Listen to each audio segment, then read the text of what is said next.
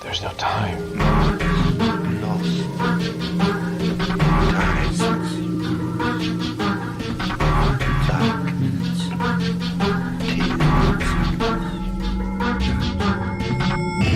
The time is 13 o'clock.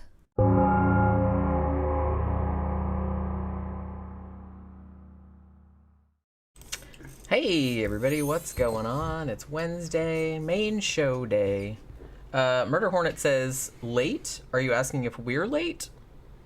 We're not late. I mean, it might... We're on time. Well, it might be because, I don't know... He hasn't changed his clocks. How much you bet he hasn't changed Well, that's his what I'm clock? saying. It might be because... Or parts of the world that don't do, like... Because we went back to, like, back to regular time after daylight savings time. Yeah. Although I wish they would get rid of that shit because it's, like, so fucking pointless.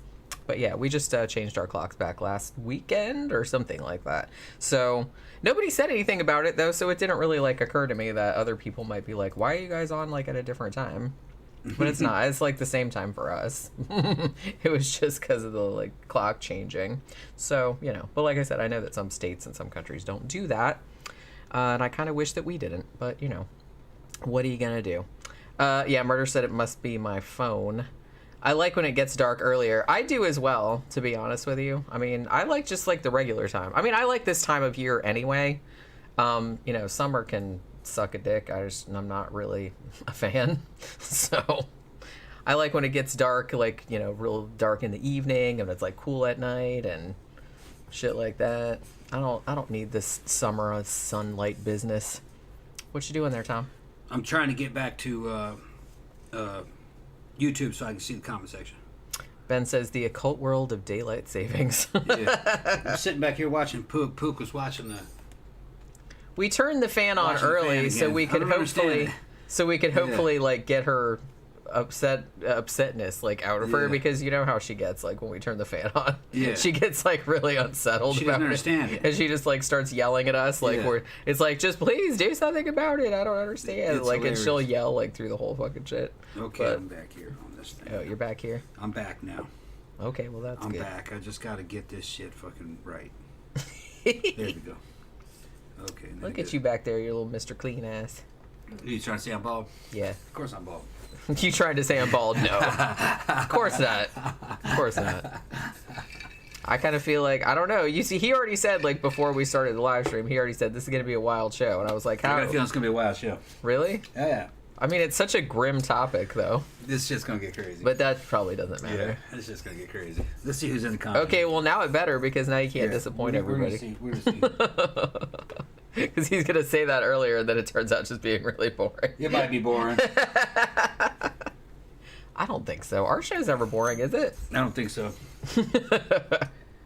Okay, they're still coming in. Yeah, okay, that's good. What's up, Poop? All right. So, today's topic are family suicides. Mass family suicide. Mass family suicides. These two cases, they're not like hugely long, but somebody, and I can't remember, I think it was two different people, but two different people like recommended each of these cases to me separately, and I kept putting them in the polls, but they never won. But then like last week it finally did win, and then when I started like looking into them, I was kind of like, well, these two cases are really similar, so I'm just gonna like put them, like, not similar, but they're, I don't know, like the motives are kind of similar. So I decided that I was going to put them together. And like I said, because the one case, like the Adam House, there's not like a huge amount of information about this, because both of these happened. The Adam House case that happened in Bangladesh, and the second one happened, the Burari deaths that happened in India. So a lot of the sources are not in English. So the Adam House, I found like a couple things about it. The Burari deaths actually has a Netflix miniseries about it, which I actually watched most of like earlier today. Like I kind of like scrolled through it like to get notes and stuff, but I found a couple more extensive write-ups on that. So there's a lot more information out there about that one. So if you have Netflix, there's a documentary on there called House of Secrets that's about the Burari deaths. And I think I watched like the first episode and then most of the second one. I don't know if it's like 3 episodes or 4 episodes. I didn't look, but I didn't have time to like finish watching it. But there was kind of like a big write-up about it. So, you know, so I got a lot of information from that. Ben says the show's never been boring for as long as I've been able to stay awake. Yeah. Yeah. It's funny. I mean, you know, I try not to. I mean, we try to keep it interesting, but you know, how would I know? We've done a lot of shows. Yeah. Probably 1,000 of them by now, huh? Easily. Well, we're on episode. This is actually episode of the main show. This is episode 325. Yeah, but all the other ones. But that doesn't count like all the movie reviews and. Yeah, we do 3 times of this. And all the other ones we've done. So probably, we've got to be approaching 1,000 videos at this point. Like including all the live streams and matinee shows, and then including my movie reviews and book reviews and shit like that. Right. That's what I was thinking. Yeah, I mean, it's got to be approaching, I would imagine. Gramthars says, Robert Eggers is making Nosferatu with Bill Skarsgård and Lily Depp. Ooh. That's going to be good. I bet that's going to be good. We'll see. I mean, Robert Eggers, he's the shit. He made The Lighthouse. He made The Witch. So... Maybe he's going to do it in black and white. I imagine that's something he would do. Because, like I said, he's one of those real hardcore motherfuckers where he's like, I want this to look exactly... Well, look what he did with The Lighthouse. What if it's silent? See, now that would be neat. I kind of feel like maybe they should do that. Yeah. I mean... Lighthouse was a fucking trip, man. I still can't believe I saw that fucking movie. I love that movie. That was weird as shit. You might like The Witch, too. I'm not real sure. Like, you might either really like it or really hate it. I'm not really sure. I liked The Lighthouse. Yeah, but you might like The Witch, too. That was his other movie that came out in 2016. Okay, so everyone's saying, like, good morning, good evening, depending on where they are in the world. Murder Hornet returns said, never heard of this. I had actually never heard of it either. And like I said, we probably wouldn't have done a show on it unless it hadn't been, like, recommended. Because there's not really a lot of English language shit out there about these two cases, particularly the Adam House case. I couldn't find hardly anything about it. But like I said, the Burari deaths is a little bit better known because at least there's a Netflix documentary about it that I watched that was like partially in English. It was like dubbed in English. So, well, not dubbed, but it was kind of like translated into English. So I watched a lot of that earlier today and it was actually like really good. Rebecca said, I've tried watching The Witch, but it's so slow. I'll finish it eventually. Yeah. Well, I wouldn't like it then. That's what I'm saying. Yeah. But I don't know. You might, though. I liked it.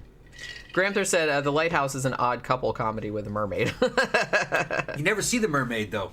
Yeah. From what I remember. I don't think you ever saw the mermaid. I kind of want to see it again. Yeah. Yeah, Ben said silent and black and white, I hope. I think that's kind of the way to do it. Maybe that's why Robert Eggers wanted to do it, because he's like, I'm going to make a modern version of Nosferatu, except make it silent and black and white like back in the old days. You know what I mean? Yeah. Like what's his name did with like Begotten back in the 90s, where he made it look like a silent movie from like the 20s, and it was all fucked up like and shit like that. You probably didn't see that movie, did you? That's like that was a weird ass movie. It looked like a fucking nightmare. And Willem Dafoe whacking off to a big light bulb. Yep, that was all in there too.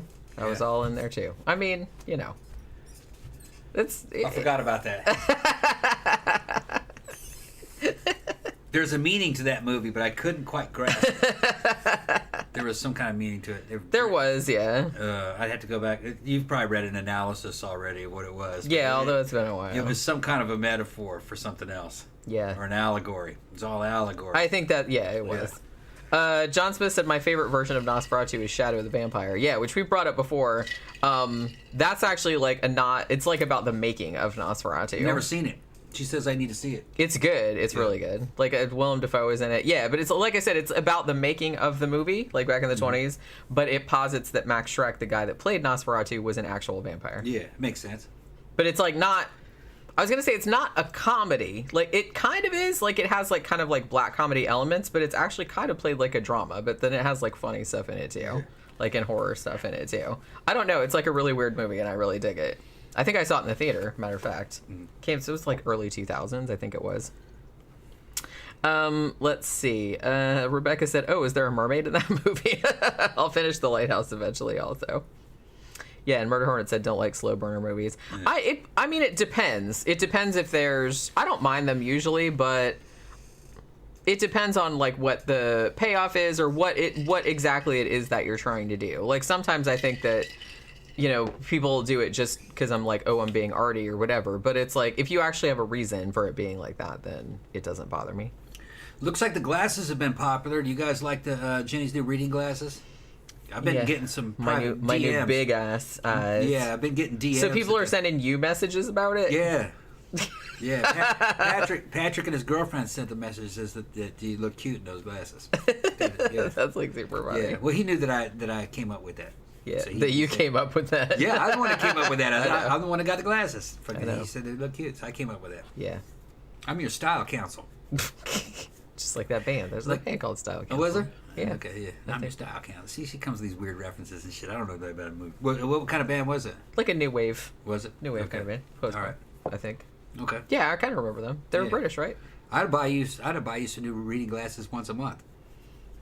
You gonna join me in the reading glasses club It'd or be like a something? Because reading I'm glasses sure there is one. There's Keeps the big there's a one. monthly subscription service for literally everything Yeah, nowadays. yeah. Everything. Just different reading glasses.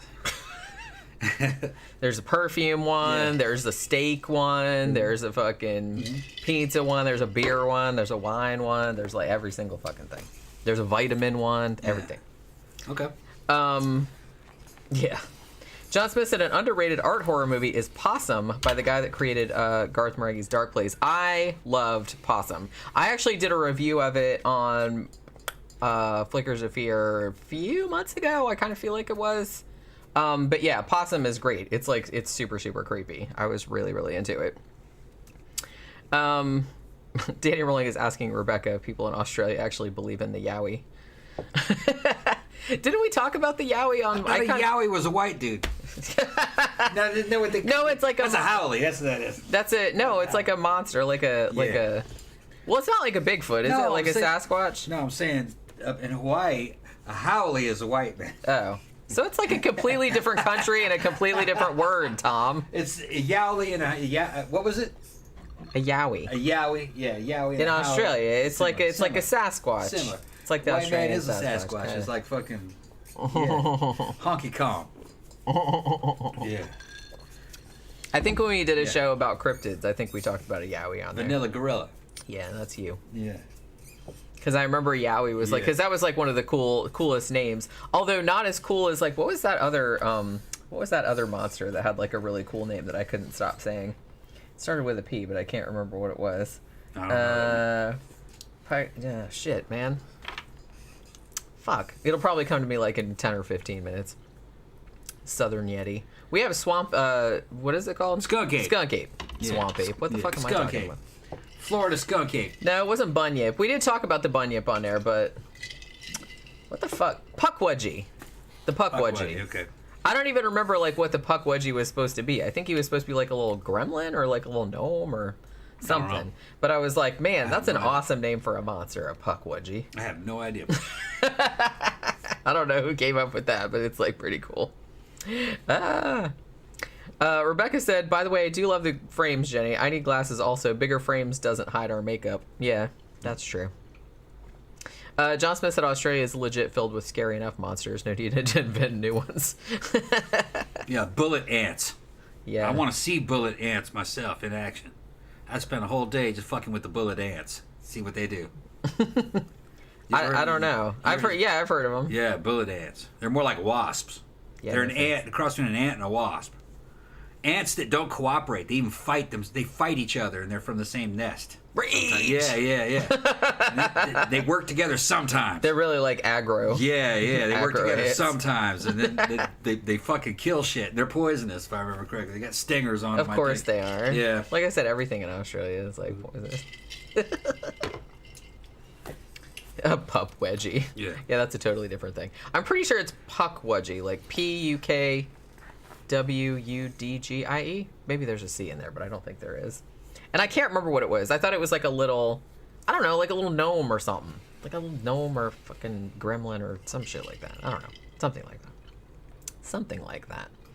So, so what else are we going to talk about before we get into the actual cases? Do we have anything That's it. else We can go ahead and that get we into it. have to like talk about? Because it does seem kind of like, wow, we only like fucked around for like 15, 20 minutes Yeah, we before can we get into actually got into the actual topic. It's like really, really weird.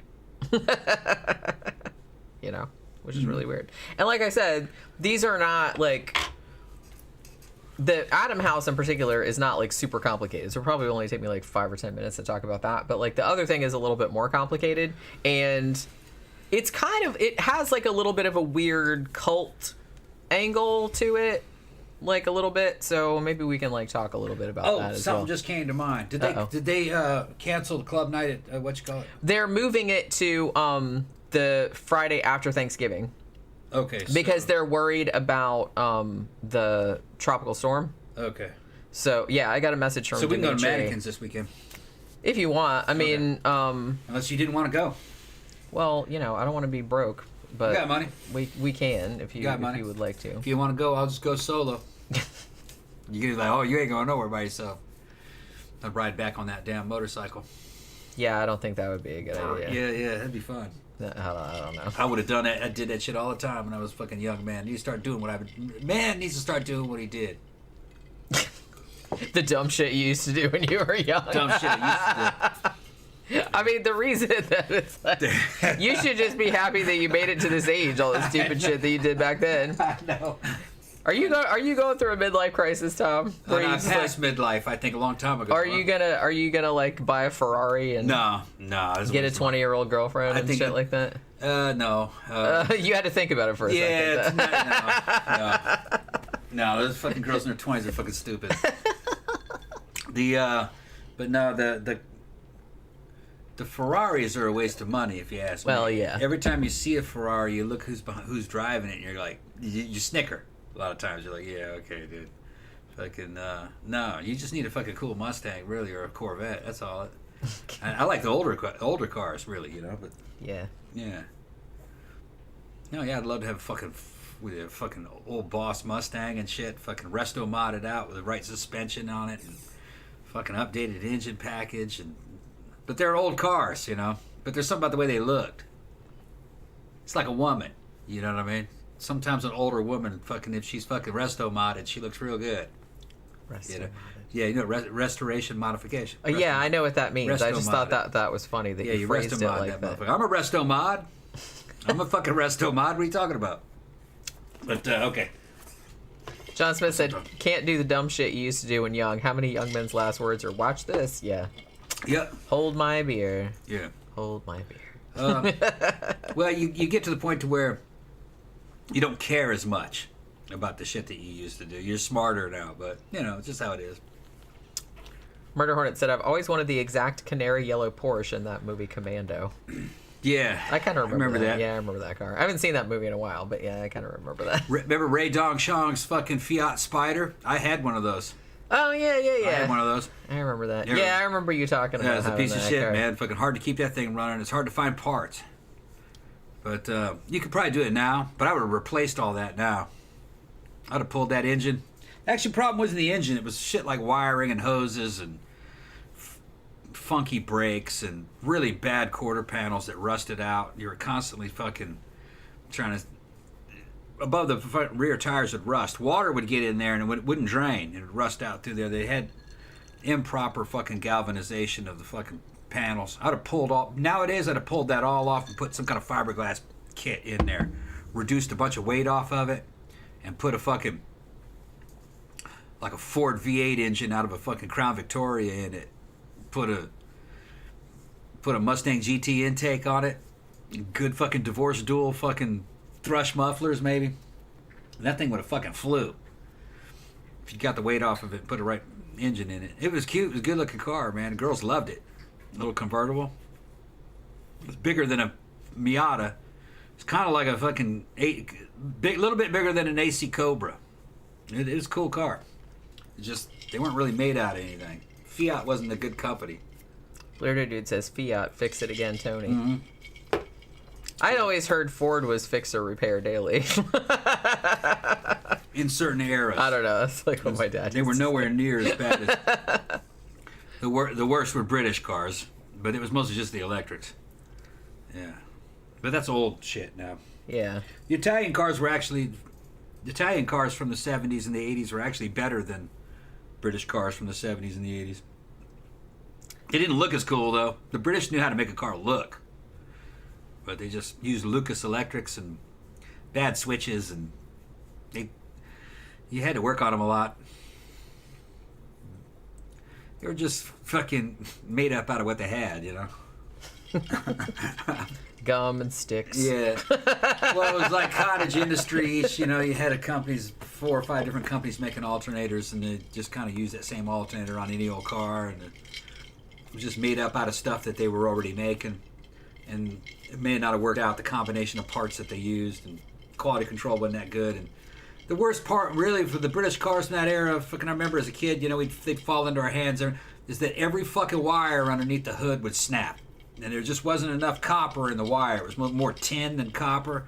And the heat would get to it, and everything would just fucking snap and break after time. Everything had to be replaced. Murder Hornet said they want a Carmen Gia. Those are cool. Carmen Gia was this I remember those. Volkswagen Bug with a different fucking body on it. Yeah, pretty much. Yeah, but it was still a cute car. You could do a lot with it. You put the right engine in it, it was good. They were fast for what it was, Pretty neat. Rebecca also said there was a $100,000 plus Mustang up for a raffle win here a few weeks ago. I don't understand why Ford was $100K. I did take pics though. Nice looking car. Well, fucking Mustang has a fucking fierce following. They have some fucking high-end Mustangs that are just a shit. I don't know. Anything that was a Cobra or above is pretty good. Like, I mean, some of them Supercharged. look cool and everything like that, but I'm kind of more of like a practical. I just want a car that goes from place to place. I don't really Well, that give was a the shit thing what- about the Mustang. I don't is the really give a Mustang, shit what it looks like. the Mustang was practical. It was a 2-door family car, really. It had a back seat that you could put people in it. You could shop for groceries in it. It got decent gas economy, real good automotive reliability. Even the old ones were pretty reliable. They were good. And it kind of looked like something that would be, I wouldn't call it a muscle car, I wouldn't call it a sports car, just a sporty family car. But then you start putting 300 horsepower plus engines, 400 horsepower plus engines in those things, and they were hot. It sounded good.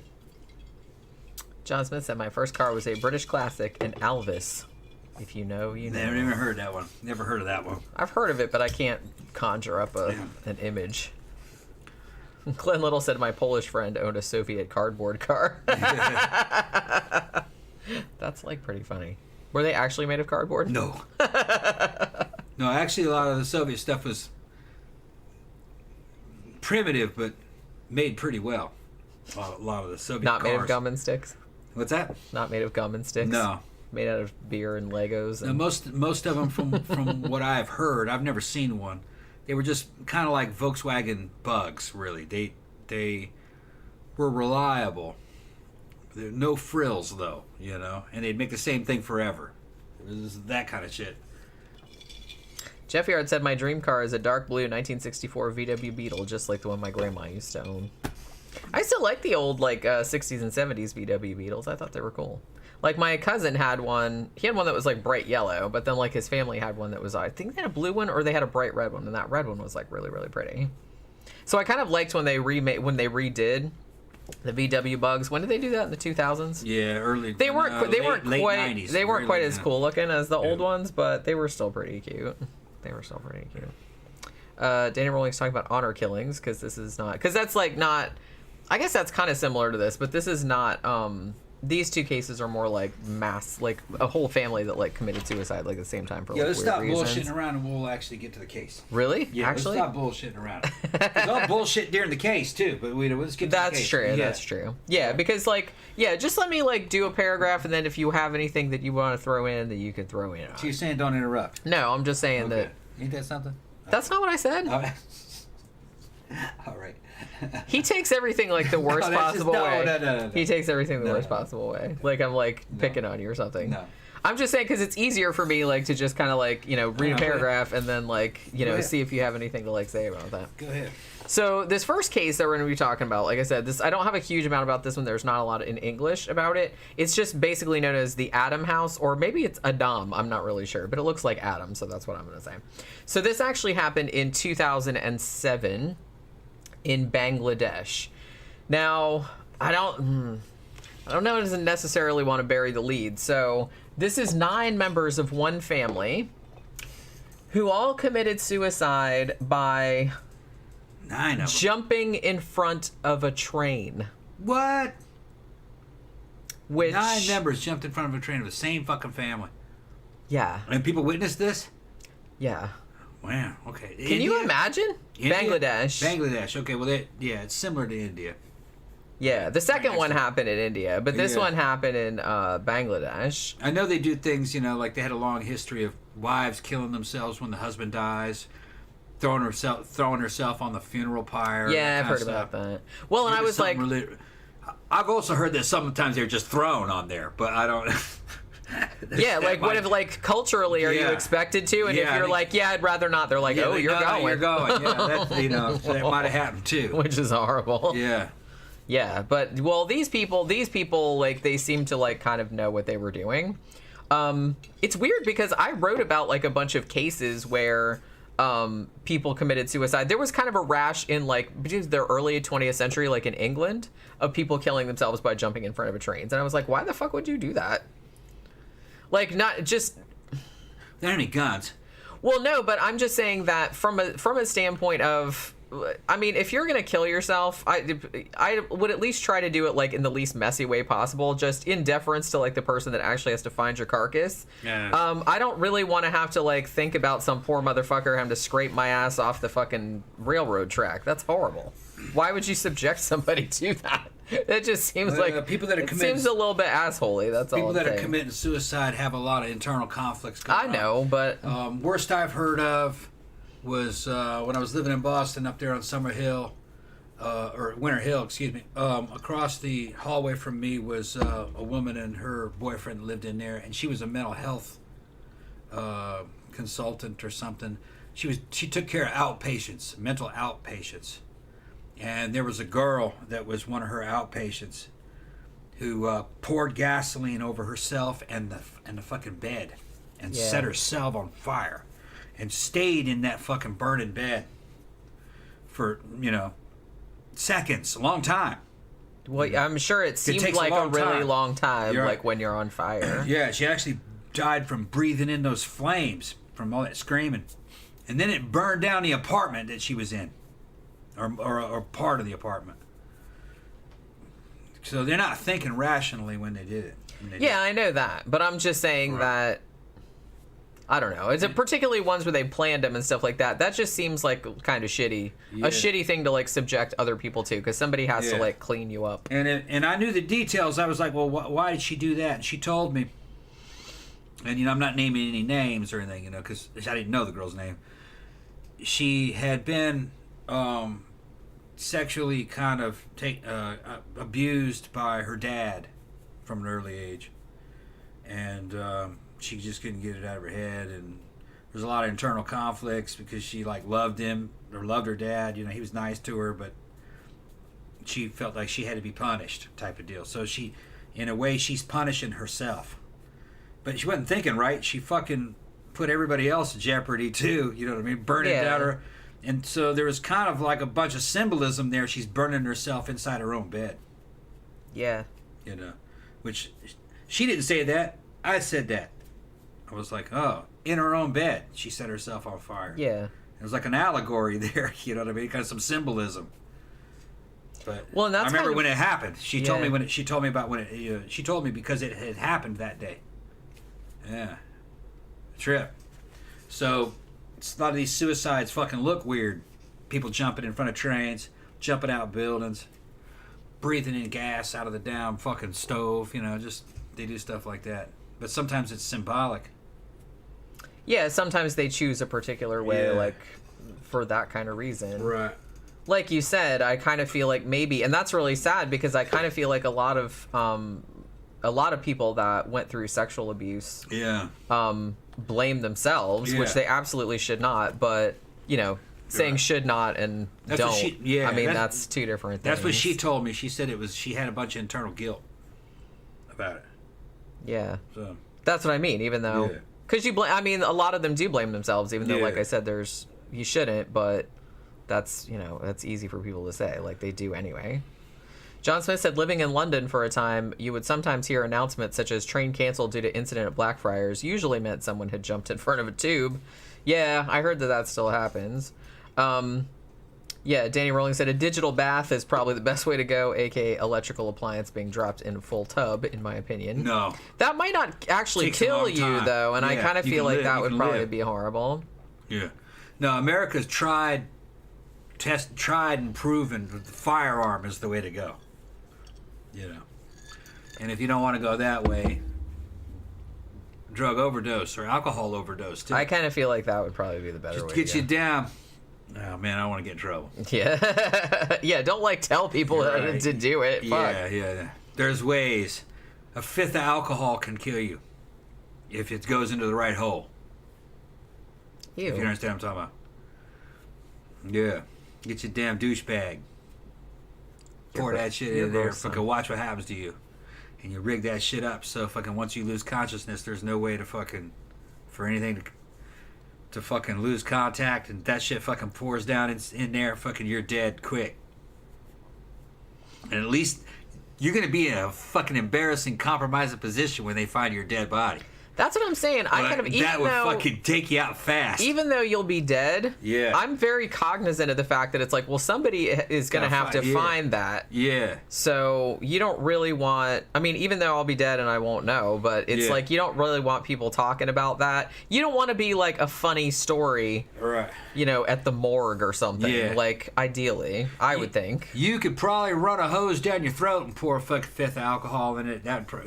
Vodka or something. That'd kill you too. But unless you were a hardcore alcoholic that had a resistance. But I think they'd even kill them because the rate of induction is very high. You know.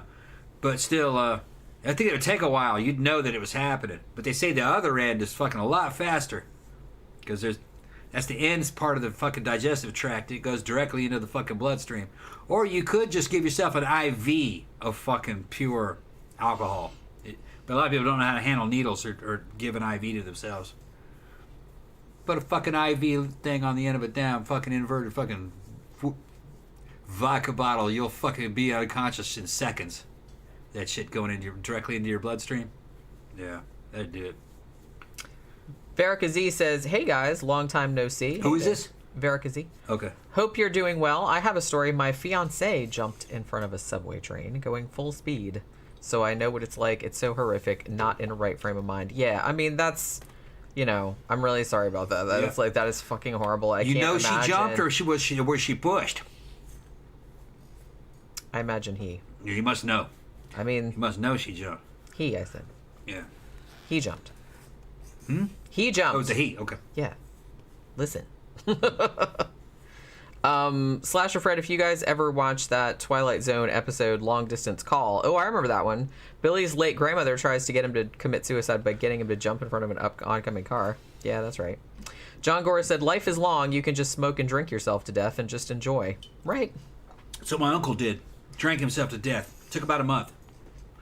Yeah. He told everybody he was doing it. He did 2 trips to the hospital before it finally killed him. Ben says, might have to delete this episode from your catalog. Don't want to get banned for discussing self-deletion. Yeah. Verica said, oh, he jumped. All right. There's video footage of it, and there was a girl on the platform. I'm freaking out right now. It's horrific, and I don't know where. Yeah. It's fucking horrible. Fucking horrible. But yeah, so... yeah, I'm sure this is not only going to get demonetized, it might actually... I think it get banned. I don't know. Like, I think one time we did a show where we that was about, like, no, actually, like, on my true crime channel, I did a show about a girl who was pushed off a train, and at first they thought she had committed suicide, but then they found out later that she had been pushed off a train. Yeah. And they actually weren't going to pull it, but they were just going to basically, they had all kind of restrictions on it, and because they thought that I was talking about, like, self-harm or something like that, but actually, like, I, you know, what's the word? I fought it. Yeah. And then they were like, oh, you're right, it's fine. And they, like, left it, because I was like, the girl didn't even commit suicide. Somebody pushed her.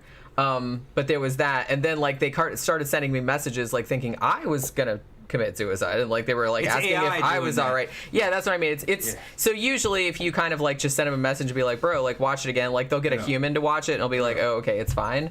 But, you know what I mean? So it's that kind of thing. Yeah, it's always, like, the Ridiculous AI shit, yeah. that flags it just because of the word. But like I said, so, yeah, I don't know. I don't think I fucking spelled anything out well enough for AI to understand what it was I was talking Well, that's the thing, though. It's like, I'm sure that it's probably, I mean, what we just said was like way worse than what I said on that other video. So, so probably, yeah, I don't know how well that's going to go. So I'm going to have to like, probably download We'll just keep this. We'll just keep an eye out. I'll just have to download this, you know what I mean, before, like, as soon as it's available for me to download. So that's what I mean, that's what I usually do anyway, because I back up every single one of these live streams. I have them all. So in case anything ever gets taken down or something, I can put it back up or put it up somewhere else. So as soon as they're over, well, usually like as soon as they're over, like you have to wait 24 hours, maybe like 24 hours, and then you can, or no, 12 hours rather, and then you can download it. So I usually keep them and then I upload them to my Dropbox. But so yeah, so all 9 of these family members jumped in front of a train.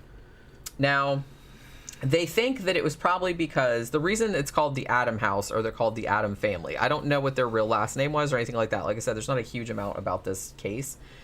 But they actually believed in this religion, which they called the Adam or Adam religion, which I guess they had invented. And it was like founded by their dad, Abdul Adam, who had actually died 7 years prior to, like, so in 2000. So I think like all of the family members died, except I think there was one that didn't participate, like a daughter of theirs that either lived somewhere else or she was like, yeah, no, I don't want any part of that. Now, the thing about this was maybe the reason that they did it, they think, was because of these weird religious beliefs that they had. Nobody's entirely sure. Like, they asked all their neighbors and all that other kind of stuff. They said, well, we weren't really sure like what their exact religious beliefs were. Like, they supposedly had this, you know, Adam religion or whatever it was that they had kind of like, that the dad had kind of invented. They had started out as Muslims, but then like after the dad died in 2000, they actually converted to Christianity, or so they said. But they didn't really do any Christian stuff. Like, they didn't go to like, you know, Christian services or anything like that. And then like later on, after they killed themselves, they found like all these diaries. And in the diary, they were basically like trying out like different religious systems, I guess. They said at one point they were even like considering worshiping Kali, which, you know, I'm not sure how that's to become thuggees then. Pretty much, like, yeah. So I guess they were just trying to like kind of figure out like a way that would make them feel better or something like that. Okay. Like after the dad died. If you become a thuggee, you're basically trying to become a criminal family, a mafia. That's what the thuggees were. Kind of like. Well, I know that, but I'm just saying that it seemed more like they were just playing religion roulette. Like they were just kind of like looking for something that would give them some kind of, that like I said, would make them feel better about their father's death, because it seems like they couldn't really handle it. You know what I'm saying? Was there economic problems? Maybe they couldn't. Well, like I said, I don't know a huge amount about it. Everybody just kind of said, well, the main thing about joining a thuggee or a thug cult was that you could become a mafia or a professional thieves. So it must have been that they needed money. Maybe he died and but they didn't have income. But the thing about it is that I think you're getting like too wrapped up on that one little thing. That was just like something that they mentioned like in the diary. And like I said, they were trying out lots of different things. Okay. Like I said, they actually converted to Christianity, but then they were like, oh, maybe we should try this Kali worship thing, or you know what I mean? It's almost kind of like they were just going to like a religion buffet and seeing it's like, hey, let's try this one out because this one didn't work, or you know what I mean? And they also said they found out that in the week prior to you know, them actually jumping in front of the train, was that they had tried to commit suicide like twice already. They had actually like got all their coffins all prepared and had dug graves like in their garden for themselves. Weird. So yeah. Now, so this is kind of the same thing that happens in the Burari case too, which we're going to talk about later on. But they found diaries in their house where they had kind of like, you know, written down all this stuff. And apparently what they were looking for, and the reason that they called it like the religion, the Adam religion, was that they wanted to live like a completely pure life, like the life that was lived by Adam and Eve, like before all the bad shit in the Bible happened. Like, you know what I mean? Like everything is like pure and sinless and whatever. So I think they also wanted to kind of like free themselves from adhering to any religion at all. So they kind of wanted to go back to basics, or at least like from their perception, I guess. So these 9 family members, who the youngest one was 9 years old and the oldest one was 60 years old, and they all like legit like ran out and jumped in front of a train and like killed themselves. They thought that they would all return as Adam, like this pure being, like with no ties to any religion whatsoever, like in their next life, I'm guessing. And that's what would, I mean, they really did seem to believe that. Now, obviously, after this happened, the cops, like, you know, even though they jumped in front of a train, they didn't die in their house, but they actually did kind of like seal the house, which belonged to the family. And that house is now known as like the Adam house. And it's in this city in Bangladesh, which I'm sure I'm pronouncing this wrong, but it's called Mymensingh, something like that. I'm sure I'm pronouncing that wrong, but it's, you know, it's probably close enough. So they kind of closed it off, but they call it the Adam House now. So if you put Adam House suicide, that's what comes up. And they said that like tons and tons of people came out because they wanted to see, because the coffins and the graves that they dug and shit like that were still there. So everybody thought that was kind of cool. So they wanted to like go see it. So they asked, so like I said, they asked around to like all the neighbors and was like, what's the deal with this like religious cult thing that they started? Now, according to friends of theirs, that the guy that had died, the patriarch, his name was Anwar Hossein, or sometimes he was called Anwar Darbesh. Now, he was like a retired army guy, and he died in July of 2000, like just regular natural causes, heart attack or something like that, like nothing nefarious or anything. And after that happened, it seemed like the family kind of fell apart. Like they couldn't really deal with it. They sort of like completely isolated themselves. They didn't really talk to their relatives anymore, and, you know, just kind of like went inward. And basically, like they asked the guys, like the guy that died, like the patriarch, he had a younger brother. He was also retired army, and they asked him about it. And he's like, yeah, after my brother died of a heart attack, the family first converted to Christianity, and then they stopped talking to everybody. And if anybody went there to like check on him, they'd basically like, he said they behaved very badly, like basically get away from us, like we don't want anything to do with you, blah, blah, blah. And in the diary, they basically said, it was written by the eldest son, whose name was Arif. And he said, well, we converted to Christianity, but we haven't found any peace or any solace in Christianity. And, you know, the local Christian churches in the area said, yeah, they never came here. So, you know, they weren't real into it. And so they just kind of started, like I said, they almost started going to like kind of a cafeteria thing. Like they were trying out different things, I guess, because they wanted to find some kind of peace about their dad's death. Like they couldn't deal with it. And so they were trying to find some belief system that would make them feel better about it. And then they just kind of kept doing that until they sort of went off the deep end.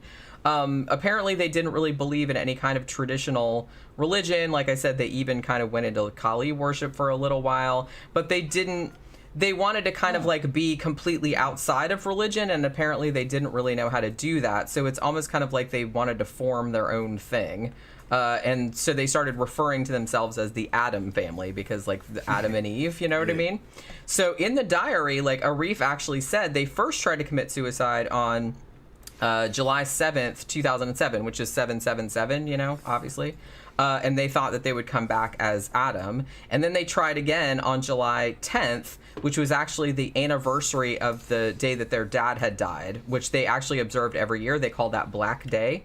So that was like the anniversary. They tried to do it then, but I guess it like didn't work out. And I guess that was, I don't know how they tried to do it that day. So obviously they didn't jump in front of a train, but that was the day that they actually like dug the graves in the yard and had the coffins and everything like that. But it didn't work for whatever reason.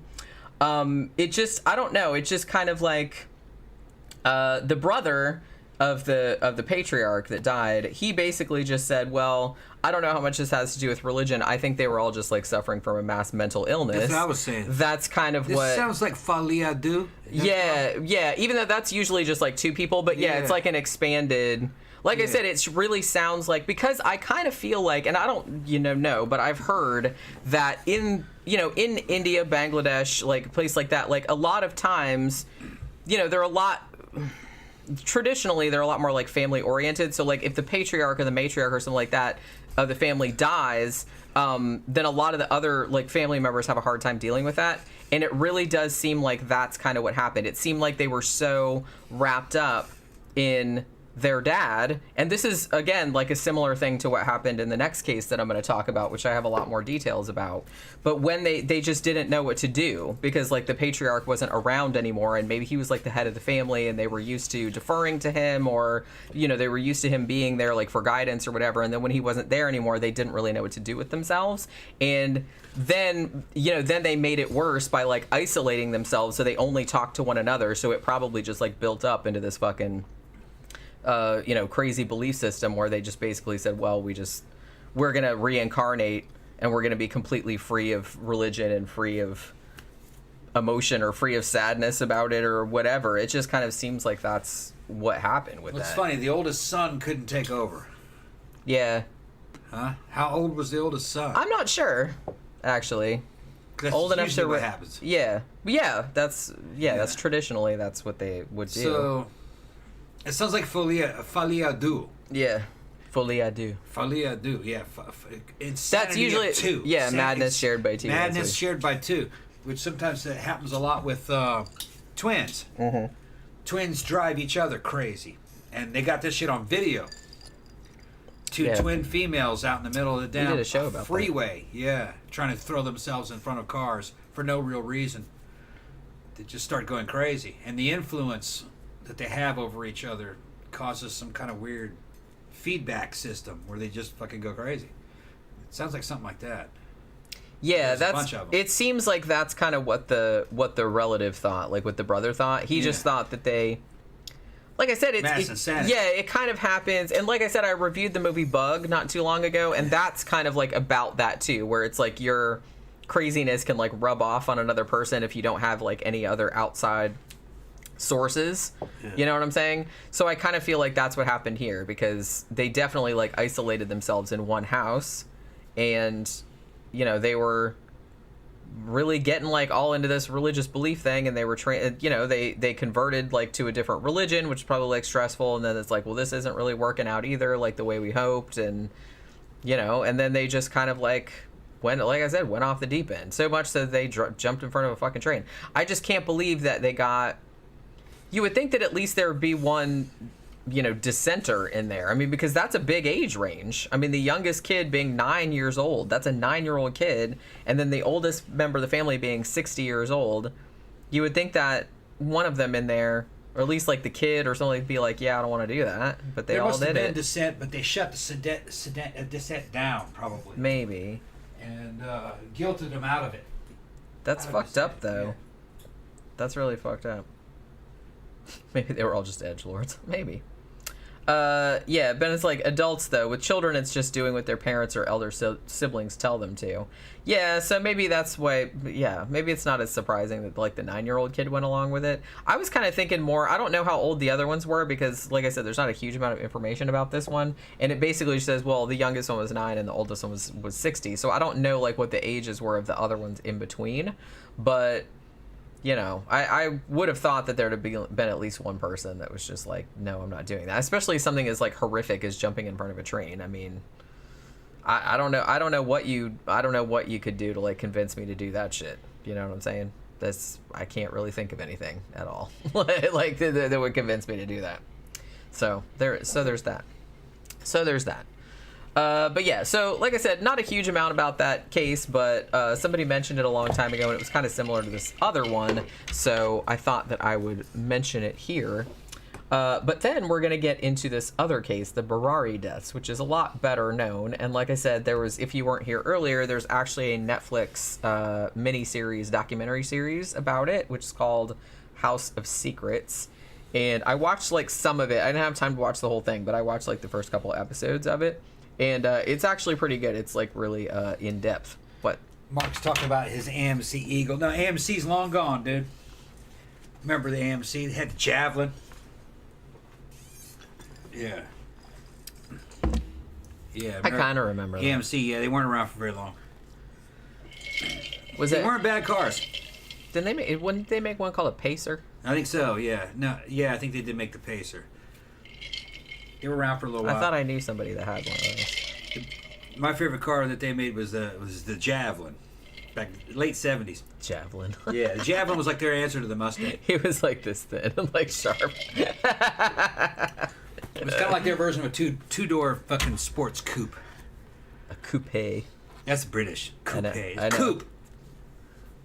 Yeah, I'm like pretty sure. Yeah. I mean, I guess like over there it does have like the accent on it, but yeah, it doesn't have the accent on it over here, so we don't say it like that. But I have heard him say it like that over there, because I'm like, coupe, what the fuck is that? Yeah. But they're closer to France, so they have an excuse.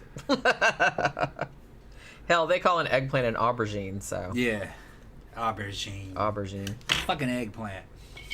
Well, it's funny because, like I said, I was watching, there's a really good channel called Lost in the Pond, and it's like a guy, he's like a British guy, but he's lived in the U.S., like in the Midwest for like 14, 15 years, and he's married to an American woman. And he's always doing videos about different words like that he never heard before he moved over here, and he's like, yeah, he didn't know what an eggplant was because they don't call it an eggplant. It's the same thing, but they call it an aubergine. So I just thought that was really funny, and that he didn't know it. He's like, eggplant, why the fuck they call it that? It doesn't make any sense. I don't know why they call it an eggplant either. Yeah, it doesn't look like an egg, it doesn't taste like an egg. They call cilantro fucking coriander. They do, yeah, they do. I mean, well, isn't coriander like seeds of the cilantro? Well, isn't it the same plant? Yeah, I think so. I think it's the same. Well, you plant. got coriander seeds, but then they have coriander. Right. Coriander is cilantro. Yeah. It is very confusing. And everybody kind of knows about the biscuit cookie. Yeah, biscuit cookies. Dilemma. Jelly and Giallo. Actually, the biscuit cookie thing, they recently did that in like a Geico commercial where like the little gecko like brings. He's like homemade biscuits, and he's like, ooh, cookies, and he's like, biscuits. Even though I thought they were actual biscuits. Yeah, you ask for a biscuit here in the United States, you're not going to get, if you're British, you let me have a biscuit. Let me have some biscuits. What they're going to bring you, you're not going to recognize. It's like, why is this like a scone, except it's not sweet? Yeah, a biscuit is a fucking scone, and it's not sweet. and they put sausage gravy on it. Yeah. It's just self-rising flour and fucking shortening, all right? Maybe a little bit of water. That's a biscuit. You just bake. Or you go to KFC, they put like a big hunk of fried chicken on Yeah, that shit. they're good. They're real good, but they're nothing like a cookie, okay? No. Yeah, cookies are completely different. Cookies, flour, sugar, and eggs with fucking vanilla. That's good. And then you put whatever. Well, there's all different kind of cookies. Yeah, but in general, most cookies are good. I'm not a big. In general, it's flour and sugar with butter. That's it. That's like sugar cookies. Mm-hmm. Everything is a sugar cookie. You just modify off that base to turn it into a chocolate chip cookie or a peanut butter cookie, but it's that same base. Or a snickerdoodle. Or a snickerdoodle, or, it's that same base. It's just sugar, flour, eggs, butter. Rebecca said, Australia is a mix of the English, and American, and our own made-up words, usually swearing. Yeah, Australia's kind of like it's like halfway in between the United States and the UK in terms of the language. It sounds a little bit English to us sometimes, but it's also real American in a way too. You guys aren't that. You guys are not as bad as the British. I will say that like English and Australian, like their slang words are a lot more creative. Yeah. You know what I mean? Yeah. I really like a lot of their slang. I'm really into like British slang. Some American slang's gotten better like since the internet age, but I don't know. It's not as clever. I feel like it's not as clever. It doesn't sound as cool. Yeah. But now the British are cool too. I just like fucking with them. You like fucking with them? Yeah. The closest thing to the UK that we'd ever have would be New England. That would be around the Massachusetts area. Boston type area. That's kind of like something you'd find out of the UK, but the rest of the United States is nothing like that. I lived in Massachusetts. I loved it for a while. For me, it's the South. I like the South. It just fits my personality more. Yeah, Danny Rolling's asking about what a Sheila is. I thought a Sheila was just like a girl. Like if you were in the UK and you said like a bird, that's the same thing as like just saying like a girl. A chick, a Sheila, like a chick. Yeah. You know what I mean? Yeah, that's what Ben said. It just means a woman. That's what I thought. Yeah, I didn't think it was like derogatory necessarily. It's like, oh, let's go pick up some Sheilas. It's like calling saying a Joe. A Joe is just a dude. Like a... Although nobody just calls people a Joe. You can say an average Joe or a working Joe. G.I. Joe. Or G.I. Joe. But I've never... Just Joe. I've never heard people just like refer to a bunch of guys as Joes. Well, it's out of date. Yeah. But maybe they used to. 40s and 50s, a Joe was a dude. Nowadays, it's just, a bunch of guys or a bunch of dudes. And honestly, like, even nowadays, I don't know about England and Australia, but in the U.S., I kind of feel like guys has almost become, like, a non-gendered term. Like, it's like, yeah, you guys, like, that's just everybody. That's, like, mixed, that's men, women, whatever. That's everybody. You guys. Yeah. In Latin language, that would just be vocês, which means, like, y'all. Yeah. Y'all. Vocês. Yeah, I mean, that's what they say in the South. Ustedes. Y'all. You all. Y'all. Yeah. Or use guys, that's a... Yeah. That's the northern equivalent. Yeah, use guys. Use guys. That's Yankee as shit. It is, yeah. But yeah, we just say y'all down here. Y'all. Yeah. Yeah. Or dude. I kind of feel like dude is almost non-gendered too, because people are just... Well, people use dude in a lot of different ways too. It doesn't just necessarily mean like a person. It could be like an exclamation, like, dude, you know what I mean? Like, that's fucked up. So, it's, it's a versatile word. Rebecca said, Sheila means in today's times like a strong-willed, bossy female. Oh, okay. So not necessarily boss just chick. A boss girl. Girl boss. Yeah. Like girl boss. Or, boss girl. But I mean girl boss is an actual phrase. Yeah. Not so much the other way around. Okay. Let's see. Anybody remember the Danish Christmas sugar cookies that came in a round tin container? They still make those. Yeah, they sell fucking like crazy here. They still make those. That's a tradition. We buy them every year. Yeah, we get it. Yeah, they're real good. The Danish cookies. I don't know if we got any last Christmas, but we got some the Christmas before. They come in a little wax paper fucking cups. Yeah, stacked in there, different kinds. They're funny because they're like good. all of them are different shapes, but they all taste like pretty much exactly the same. There's a few differences. Some of them taste like they have coconut in them. Yeah, some of them, and then some of them are like a little bit thinner and crunchier, but like most of them pretty much. Some of them have same. big sugar crystals on the top. Yeah, and they're great dunked in coffee. Yeah, they're because they're not like super sweet, and they don't have like icing on them or nothing like that. They're just like very much. They're not shortbread. They reminded me. I had to get some of them. They got them at Sam's. They're about $20 a tin. They're like a big huge tin. Big, that big. And that usually takes like a while for us to go through those. You get extras.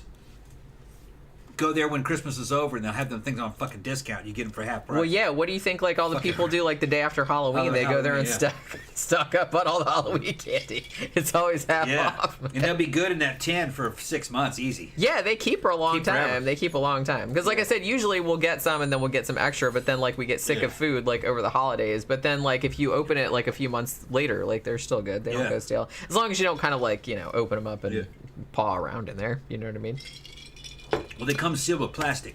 As long as that plastic seal isn't, they'd probably be good for a year if you didn't break that plastic seal. Yeah, I don't imagine that they would go bad. And even if they were a little bit stale, big deal. Like you put them in coffee anyway. Dip them in coffee, and it's like it's fine. It's not gonna hurt you. I got everything to make cookies. You know what? You say that all the time, but you never make them. I got so much fucking butter down there, and I got fucking. I thought you had like all that oatmeal you had to use. 2 or 3 pounds. I got 2 or 3 pounds. Because I said, why don't you make some oatmeal Nestle's cookies then? Chocolate chips. I got everything. Well, shit, you can make oatmeal cookies with chocolate chips. You can make peanut butter cookies. All that peanut butter I got. You can make peanut butter cookies. He says this all the time and like teases me, but he never. I've made fucking peanut butter cookies one time and put them inside a fucking a cupcake pan. Cupcake pan. Yeah, we put that in the. So cookbook. they were. Actually, no, it was an oatmeal cookie. Put them in a cupcake. No, it was peanut butter cookie. Was it peanut butter? Yeah. It was peanut and then butter I put Nutella in it. Yeah. Well, I mean, you baked them and then you put Nutella. Yeah. And then I baked them and then I put Nutella in it, and I think I put fucking peanut butter on top of that, didn't I? And pulled them out, or was it just Nutella? No, it was just Nutella. Just Nutella, and we were pulling them out of there like they were cupcakes and eating them. Man, it was fucking super good. I mean, you could really only eat one, but yeah. Because they were probably like real rich, 2,000 calories each. Yeah, real rich. I mean, they weren't huge. They were they were like that size of a cupcake. But they were very, very. I mean, they weren't quite as big as a cupcake. Yeah. I think they were like a little bit smaller. And Nutella would solidify in there. Well, we put them in the fridge. Yeah. Like so, the Nutella would get solid. Yeah, so it was like eating fudge. Fudge inside of a peanut butter cookie. Fudge. Yeah. Jeffy Hart said, I love the Danish butter cookies. 20 pounds of weight gain in a tin. Yeah, probably. And then Ben said Scottish shortbread is the best. I love shortbread cookies. I love shortbread cookies. Honestly, like, I don't even know if they make them here anymore, but for a while, like when I was a kid, I used to really like those Lorna Doones. Oh, yeah. Which are like shortbread. That was like the mass market, like, I haven't made cookies. cocoons in a long time. Yeah. Yeah. I mean, well, you know, holidays are coming up. Yeah. I got all that. You can eat all the things. I got all that pumpkin meat down there frozen too, and those other pumpkins that I could cook. I make a pumpkin pie. Yeah, make some pumpkin or pumpkin cookies. Remember we said we were gonna make pumpkin cookies and we never did. Forgot about that. We made pumpkin bread and soup and. Yeah. I mean, he made a really nice like a Thai pumpkin soup the other day. That was really, really good. Yeah, and then I put chicken in it and put it on rice like it was curry. It was good. Really yeah, good. it was really good. Yeah. Okay, let's get back to the show. Well, wait a minute. Danny Rolling said Chips Ahoy and Pepperidge Farm cookies are the best store-bought anyway. Yeah, the Pepperidge Farm, I like the Chessmen and probably like the Mint Milanos are my favorite, I'm going to have to disagree with all y'all. I like Mint I'm Milanos. going to disagree with all y'all. They're two best cookies. Sunshine fucking lemon coolers. I haven't seen them in a long time. Yeah, those are good. Sunshine brand. I don't think that it exists anymore. It was like a sugar cookie with lemon chips in it. They were, instead of chocolate chips, they were lemon flavored, and then they were covered in powdered sugar. In Britain, they would call that fucking icing sugar. Man, those things are super good. Super good. I remember those. If you put them in the microwave just for a few seconds, just to kind of warm them up, they got a little bit soft, and they were real good. And I'm going to kind of steam the icing sugar on the outside of it so they get a little, so it would stick to it. Another one that was good was fucking, I'm going to say, fucking those peanut butter cookies. What were they, Nutter Butter? Yeah. I fucking love those. I mean, pretty much, it's hard to pick. Like, I would be hard pressed to like turn down pretty much any cookie. Yeah. I'm not a big fan of like Fig Newtons. I don't love those. Like, if that was all there was, I'd eat them. Like, they're not terrible, but they're not my favorite. They come in a bunch of different flavors now. They do, yeah. I like them all. Yeah. I mean, the strawberry ones are good. I do like the strawberry pineapple ones, blueberry, and fig. The fig's good. You put them in the microwave for a few seconds, it totally changes the dynamic. I don't really like soft cookies that much, though. Yeah, it totally changes, yeah. Other than those ones they sell at Walmart that are kind of like, that are almost kind of like cake. Yeah. Like, you know what I'm talking about? They sell them, they're like that big and they kind of have icing on the top. Those are good. Yeah. And sometimes like fresh cookies, like if you make chocolate chip cookies and they're, when they're out of the oven and they're soft, they're good like that. But normally I kind of like a more crunchy cookie. I like it to have like a little bit of bite to it. Like not be squishy, like a cake. I mean, I'm not saying I don't like cake, because I do. But in a cookie, I'd rather have a little bit crunchy. Yeah, and Camp Guy's talking about pecan sandies. Yeah. Oh, yeah. Oh, yeah, those are delicious. Those are I really love good. those. Yeah, because that's shortbread with pecans in it. Yeah. Those are really good. I like those a lot. I haven't had those in a long time. Now, that same company made jelly donuts. No, it was Dolly Madison. Remember they had the raspberry jelly donuts? Remember those things? Yeah. What were they called? I don't remember. They came in a little box. They were donuts. They were powdered sugar on the outside, and in the middle it was raspberry jam. Man, those things were fucking good. I forgot what they were called. I know what you're talking about, but I can't remember. Oh man, you just put them in the microwave just for like fucking 5 seconds, just to kind of make them a little bit more fresh tasting, so that they weren't cold. They would get a little airy. Man, those things were so fucking good. I used to eat those with those pecan sandies. Jeffy Hart said, every Christmas, my sister makes pumpkin dream cookies with walnuts or pecans, white chocolate chips, and cinnamon icing. Yeah, that sounds delicious. We're getting the audience fat, and the audience is getting us fat talking about this shit. Sure, I know. I'm getting fat as we think about it. Just talking about. Go ahead. You want another? Yeah. Drink? Okay. And then Danny Rolling said, "Chewy Chips Ahoy with ice cream in the middle is banging." Yeah, I agree with that. Although I kind of like the crunchy one because I like the combination of textures there. But the soft ones are good too. Actually, the Chewy Chips Ahoy are like pretty good as far as like chewy. I remember they did like a whole thing. Weren't there cookies called? Didn't they have a thing called Soft Batch? I don't know if they make those anymore. Soft Batch. That sounds kind of dirty, but you know. Rebecca said I'm getting high, not fat. Bark says I'm still a fan of the $1 cherry or apple pies. Yeah, I mean they're still good. All that stuff is still good. I used to like I said, I think they were Dolly Madison, but I used to like the little chocolate pudding pies. I liked those, but I don't know if they make those anymore. Not like I'm out looking for that kind of stuff, because if I have it in the house, I'll totally eat it. So I try not to buy shit like that. All right, so yeah. Well, here's the thing. Okay, so let me just like talk about this other case, and then, because it seems like we're just like gonna be talking about food all night, and I feel kind of bad because this is like a really like terrible, scary case. But yeah, so we'll talk about this, and then maybe after that we can talk about food, because I feel kind of bad.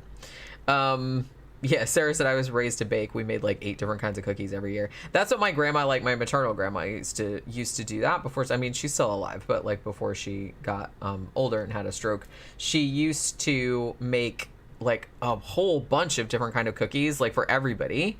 And she would make like all these bags. Like she'd put all different kind of cookies like in these little Ziploc bags, and then she'd put them all in Christmas bags, and she'd give everybody in the family one. And my mom's side of the family is like huge, so she would just like make just so many cookies, just hundreds and hundreds, like of all different kinds. So yeah, Ben said, tell us about the dead children. We can talk about gingerbread later. That's kind of like, why does that always happen? Why does it always happen with this show? It's like, I feel kind of bad, but it's just like, I don't know. It happens. It happens. But yeah, so at least in this case, I'm not saying this, like, they weren't like little kids, you know what I mean? I mean, they were still like teenagers. Some of them were teenagers, which is still kind of fucked up, but at least they weren't as young as 9, and they didn't jump in front of a train, because holy shit, that's like fucked up. But this case, actually, when somebody recommended this to me, I didn't realize that it was this recent. Like, this only happened like a couple of years ago. This happened in July of 2018. So what happens, it's July 1st, 2018. Thank you. Put my ice in this. And there's a guy who kind of lives in this neighborhood in Delhi. It's like the Burari is like the area, but I guess it's like North Delhi, which is in India. So he's kind of on his daily walk, like he goes out for a walk every morning, and he always goes to this one particular grocery store to, you know, buy his milk for the day or whatever. So he gets there, and the store isn't open. And he thinks this is really unusual because it's already like 7:15 in the morning, something like that. And he's like, well, the store always opened at 6 in the morning, like clockwork. It was always open on time. So this guy that was walking by, he actually knew the owner because it's, you know, they lived in the neighborhood and everybody kind of knew them. So the guy that owned the place was named Bhuvnesh, and he was, you know, a friend of his. And he just lived around the corner. So he called him on the phone being like, hey, why is your store not open? But nobody answered. So he said, well, you know, I'm just going to pop around to their house, like the family's house, and see if everything's okay, like see what's going on. So at 7:15, he gets to the house, and the front door is unlocked, again, which is a little unusual.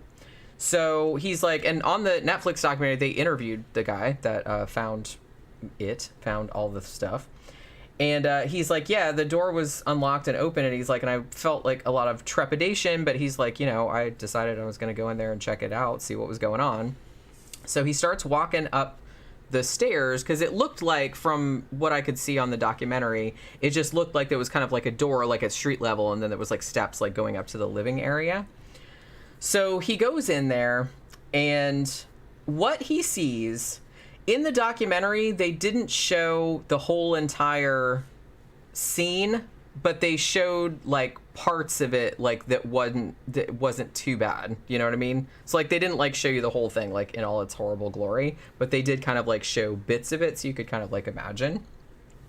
So basically he walks in and he sees 10 bodies hanging from this iron grid. Like there was a ceiling, and then there was like a kind of an iron grid, and there was like a screen, and I guess like it had some kind of like thing like up on the roof, but in the picture like it wasn't there. But there were all these pipes, like this grid, and the bodies were all hanging from this grid, 10 of them. All of the bodies had tape over their eyes and their mouths. Most of them had their hands bound behind their backs, most of them with phone cords, like phone wire, stuff like that. And some of them, particularly the children, the teenagers, had their feet bound together also. The family's dog, whose name was Tommy, was actually tied to the same grid, but was on the roof and was actually alive and was like barking his head off because obviously, you know, he's like, what the fuck? Like he was up on the roof, you know what I mean? But he was tied to the same thing. Because it was like, it's hard for me to explain, but there was like a grid and then there was like a mesh and then there was like open, you know what I mean? But I think normally there was something that they would put over this opening that was kind of like up on the roof, but it wasn't there like in the picture. So it was just like open to the sky. Did they mean to hang the dog? I don't think they did. I think the dog was just like on a leash. Okay. Because the dog was outside, was like on the roof. These they were inside. They were in the living room. You know what I mean? Yeah. So obviously this guy who's like a friend of the family, he's like, holy shit, this is like the fucking most fucked up thing he's ever seen. So he runs outside and he calls the cops. Now the first cop to come there, whose name was Rajiv Tomar, and he was also interviewed on the documentary. He said, I mean, he'd been on the force, like he said, at 17 years at this point, and he's like, I had never seen anything like this. This was just like, it was like a fucking horror movie. Like all these fucking bodies just like hanging there like that. Now, initially, they thought that this was a murder, like a mass murder. You know what I mean? They were like, well, we couldn't really think how that might have happened, but, you know, we didn't really know what to think. It's like we never seen anything like this, you know what I mean? So they were like, we were just like at a loss. So all of the dead people belong to one family. Even though this is called like the Burari deaths, or sometimes I say called the Burari family, their name wasn't that. That was like the section of the town where they were found was called Burari. It was from New Delhi. Their last name was actually Chundawat. That was their family. That was their family name. So the family was like 2 men, 6 women, and 2 teenagers. That's who they found. Now, the 10 bodies that they found hanging on the first floor of the house, and they were like in kind of like a circular formation. Like I said, they did show photos of the crime scene, but not entirely. Like they didn't show their faces or anything like that. So it's disturbing, but it's like not disturbing as it could have been. Oh, Pokey's making an appearance. What's up, Pokey? She's walking around trying to get attention. Yeah, at least she's not yelling. She's being pretty She good. was yelling earlier. Yeah, I heard her. Yeah. But I guess because we turned the fan on early, so she wouldn't get. She's making like her little ears are like. Yeah. She's trying to get involved. She's like watching me. Trying to get involved, huh? Yeah, there's you, see? Yeah. See, Okay, Pokey? She's like, okay, yeah, that's enough of that. So the 10 bodies that they found belonged to, like I said, all one family. You had Bhuvnesh Singh, who was 50. His wife Savita was 48. And their 3 kids, Neetu, who was 25, Manaka, she was 23, and Dhruv, who was 15. Then you had Lalit, who was 45, and he was actually Bhuvnesh's brother. His wife, Tina, who was 42, and they had a 15-year-old son named Shivam. He was there also. Then there was Bhuvnesh's sister, whose name was Pratibha, I think is how you pronounce it. And she had a 33-year-old daughter whose name was Priyanka. Now, there was another family member who was the mother of Bhuvnesh and Lalit, and she was 80 years old, and she was named Narayani Devi. Now, she was actually the only one that wasn't found hanging. She was found dead on the floor, like in another room, like an adjacent room. And she actually had like a scarf around her neck. And there was like a kind of a suspicious mark, like she had been strangled. Yeah, you know what I mean? Yeah. Well, we'll get into like what happened with that. But yeah, they found her like in the other room, like laying face down. Again, in the documentary, they do show crime scene photos, but a lot of them are kind of like blurred out, so they're disturbing, but they're not like super graphic. Maybe she wasn't strong enough to get up on that rack. Maybe she killed herself. Well, yeah, like I said, they figured out what happened, but like they didn't know at first. Yeah. So this particular family, this is like crazy. So this family had migrated to Delhi from a place called Rajasthan. I'm sure I'm pronouncing all these names wrong, so forgive me, like anybody from India. So they'd moved, I think they had been farmers previously, but they'd moved in the 1990s. Now, from what I could gather, this is kind of like what they said. I don't know, like I thought what they said was that Tina and Lalit had either only just got married, or they had just announced the engagement of one of their, kids or one of the daughters or something like that.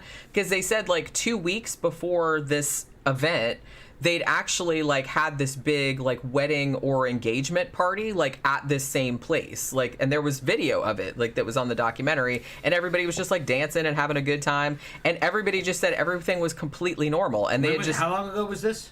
2018. No, I'm saying it was how many months before the bodies were found? 2 weeks. 2 weeks. Actually, maybe not even that long. Because one of them said 10 days, but then one of them said 14 days.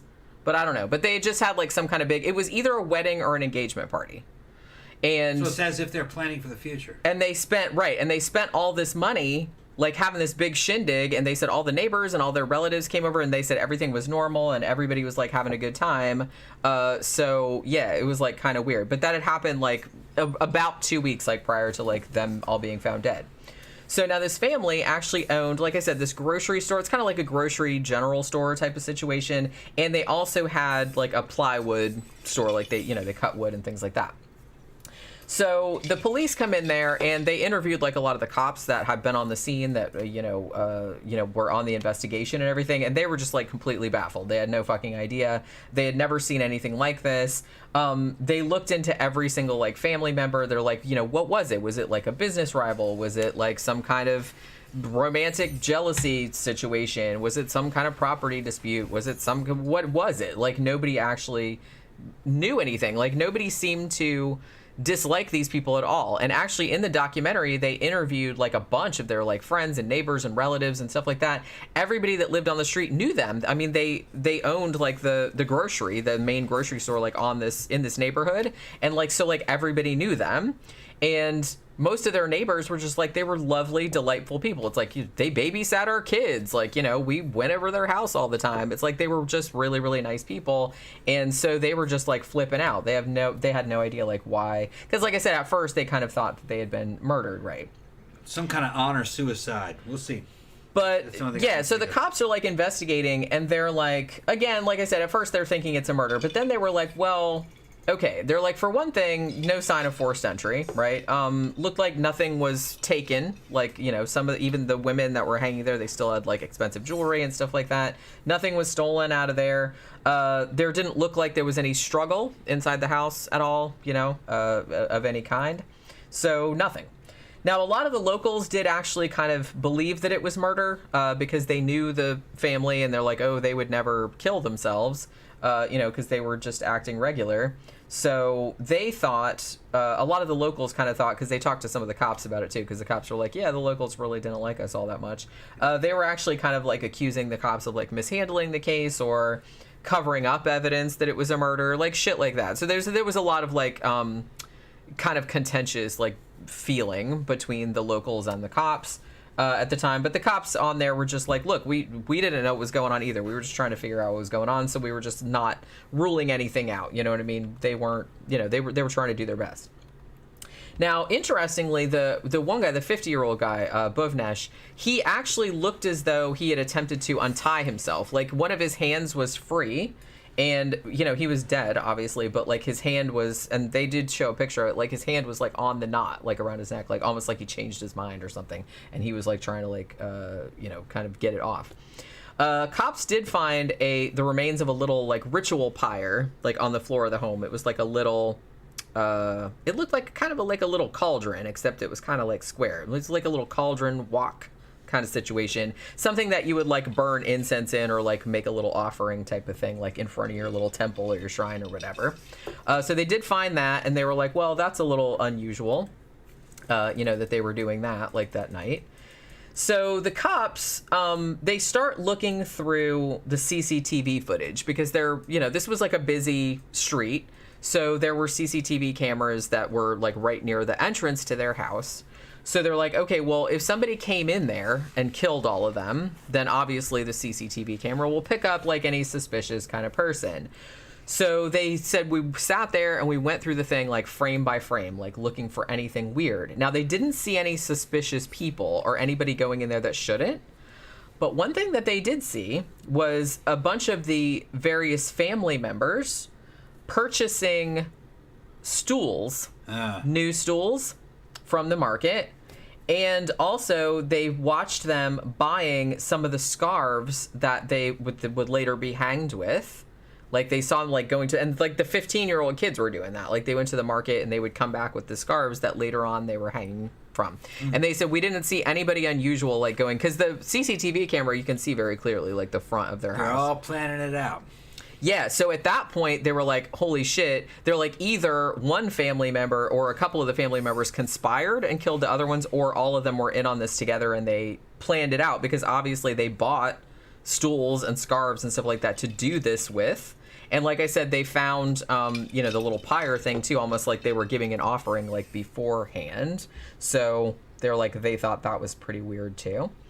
They also noticed, they don't know if there was anything to this, but they said they noticed in some of the photos, and then they went back to look at it, like of the outside of the house, there was like this really weird pattern of pipes, like on the outside of the house, like, the outside wall, and there were these little pipes like sticking out, which was weird. They were like, we don't know why those were there. Like some of them would come like straight out, and then some of them were like curved, so they were like facing downward. And they're like, that's really weird. Like, why do they have those pipes like popping out the wall like of their house? And then they realized that some of the pipes were straight and some of them were facing down, and the straight and facing down ones like corresponded to 7 women and 4 men, like, who had died. And the pipes, they said, if you turned the picture like on its side, were in the same configuration as the hanging bodies had been. Wait, hold on. I'm having a hard time picturing this. There are pipes coming out of the wall. Out of the wall. Like, it's not, like, far out, but just, like, a couple inches, like, sticking out like that. And some of them, like, stuck out straight. Yeah. And then some of them were, like, curved like that, like, pointed down. You know what I mean? Yeah. And they were just, it looked like random. Yeah. But they said, like, when they, took a picture of it and then turned the picture on its side, they said it looked just like the configuration of the people, like, the way they were hanging, like, in the same pattern. You know what I mean? So what are we implying here? Well, see, that's what they were trying to figure out, because they noticed that and it was weird. And then they said, well, is there some reason, like, did they think that, like, those pipes were going to help their souls escape or something like that? Because they said they'd called a contractor specifically to have those pipes put in, and the family told them it's like, oh, it's just for extra ventilation. And they were like, yeah, but putting a little pipe in the wall like that's not really ventilation. Like, what the fuck does that even mean? And so they weren't really sure. And then the contractor later said, oh, it was just random. Like, we just put them in the walls randomly, and, like, some of them were curved and some of them were straight, and we didn't think about it. But they just thought that it was really weird that, like, the pattern of it, like, looked the same. So they kind of, like, made a big deal about that. Like, they had been planning to... And there was a lot of other stuff, too, about... Because there was 11 of them that killed themselves. There was a lot of stuff, like, that came out in the media, like, how there was... like things in their house that had to do with the number 11, and maybe they thought that was like had some kind of like numerical significance or something like that. So there was a lot of that kind of stuff. But some people thought maybe they put those pipes there because they thought it would like help their souls escape or something like that, like they would each have one or something like that. Sounds like the damn fucking pyramids of Egypt back in Giza, where they got the damn shafts that lead to the stars going through the pyramid, but probably nothing to it.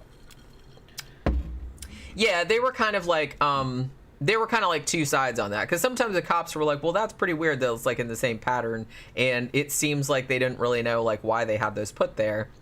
But then like some of the other like journalists and like the contractor and stuff is like, nah, it was just random, we just stuck them in the wall because they asked them to. But I don't know what their reasoning was, because it didn't look like it had really any function. Like, why would you just like poke holes in like the outside of your wall? Like, it wasn't on the ground floor, it was like on the second floor, the first floor, whatever. It's where they were hanging? No. It was from the same room, yeah. Same room I think it looked like. The house, like I said, because they kept saying first floor, but anywhere other than the United States, that usually means what we would call the second floor, because ground, they call it the ground floor and then the first floor, but over here we call it the second floor because the first floor is the ground floor. But I thought like the living quarters where they were found was the first floor, or in America the second floor. Maybe they're telling the truth for ventilation. Maybe they thought that they'd be hanging there for a long time, for a while, rotten, stinking the place That's kind of what I thought. And they wanted the smell to leave the house, either to tell people that they were there, or they wanted to get the smell to leave the house to not ruin the house. Well, I kind of thought that too, but then, like, as I read more about it and I read what their intentions were, It's not. Should I spoil it? No, go ahead. Just Okay, do it. I'm not sure. Go ahead. I'm Don't not spoil sure it. that's why. I'm not sure that's why. All right. So while they're going through, so it was the whole pipe thing. Now, while they were going through the house, like looking for clues, they found a diary, like a handwritten diary, like a notebook. And they found it near like the temple altar, like in the house. And then when they were looking around, they found like another diary in another room that was like in the same handwriting. Now, these diaries actually stretched from, they had started writing in them from in 2007. And the entries went all the way up to 2018, which is like right before the deaths. Now, the diaries were actually written by Lalit, who was the son, who was 45. And he was kind of like the guy that, I don't know if he was necessarily the orchestrator, but this is apparently what happened. So Lalit was originally, I guess he was like a medical student. But he got some kind of like illness and he couldn't like go to school anymore, so he had to drop out. And then he ended up working at the plywood shop, you know what I mean? And he worked there until from like the 90s to like 2008. Now, at his work in 2004, there was kind of like this accident and there was like a big fire and he was trapped in it. And he actually ended up like losing his voice, and they don't know if it was like psychological or if it was like some actual like damage that was in there, or I don't know that. Like I couldn't find like any source on that because, like I said, there's stuff about this, but a lot of it's not in English. So, but he didn't really talk all that much. So basically, this is kind of the same situation as what happened with the Adams house. Lalit's father, whose name was Bhopal Singh. He was kind of like a really, really beloved dude, like in the community. Like everybody called him Daddy, pretty much, which kind of sounds dirty, but I guess it's like it's fine over there. I'm just saying, it's just kind of like it sounds kind of dirty from our point of view. But yeah, he was kind of one of those guys. Everybody in the neighborhood knew him. He would always help you out. Blah blah blah. And his wife was actually the older woman that they would find dead like later on. Now, he actually died suddenly from a respiratory illness in 2006. And it seems that after that, again, the family kind of started falling apart a little bit because, this was like their patriarch, their father figure, and now he wasn't there anymore. So the family gets together and they do this big, long, like 10-day ceremony, like a prayer, like for his soul or whatever. During this 10-day ceremony, Lalit started talking, like chanting. And like I said, remember he, like since the fire, like in 2004, he hadn't talked. So they thought it was like a miracle, you know what I mean? That, that he was talking now. And they got the idea that Lalit's father was actually talking through him, was like communicating with them. So, because he hadn't talked in 3 years and now suddenly he's talking while they're doing the prayer for the dead dad. So Lalit, he says, yeah, it's like, it's a miracle. It's the dead father. He's like inside it. He's like speaking through me. And he said that he had appeared in his dreams and told him to do this whole ceremony. So the family, who were their neighbors, said that they were really, really nice and everything, but they said they were kind of like superstitious, you know what I mean? They were very superstitious. So basically they believed that Lalit had become a medium, essentially, and that he was channeling messages from their dad. So basically what happened was that Lalit started getting more into like mediumship and the occult and everything like that, and started keeping a diary in 2007, like a few months after his dad died.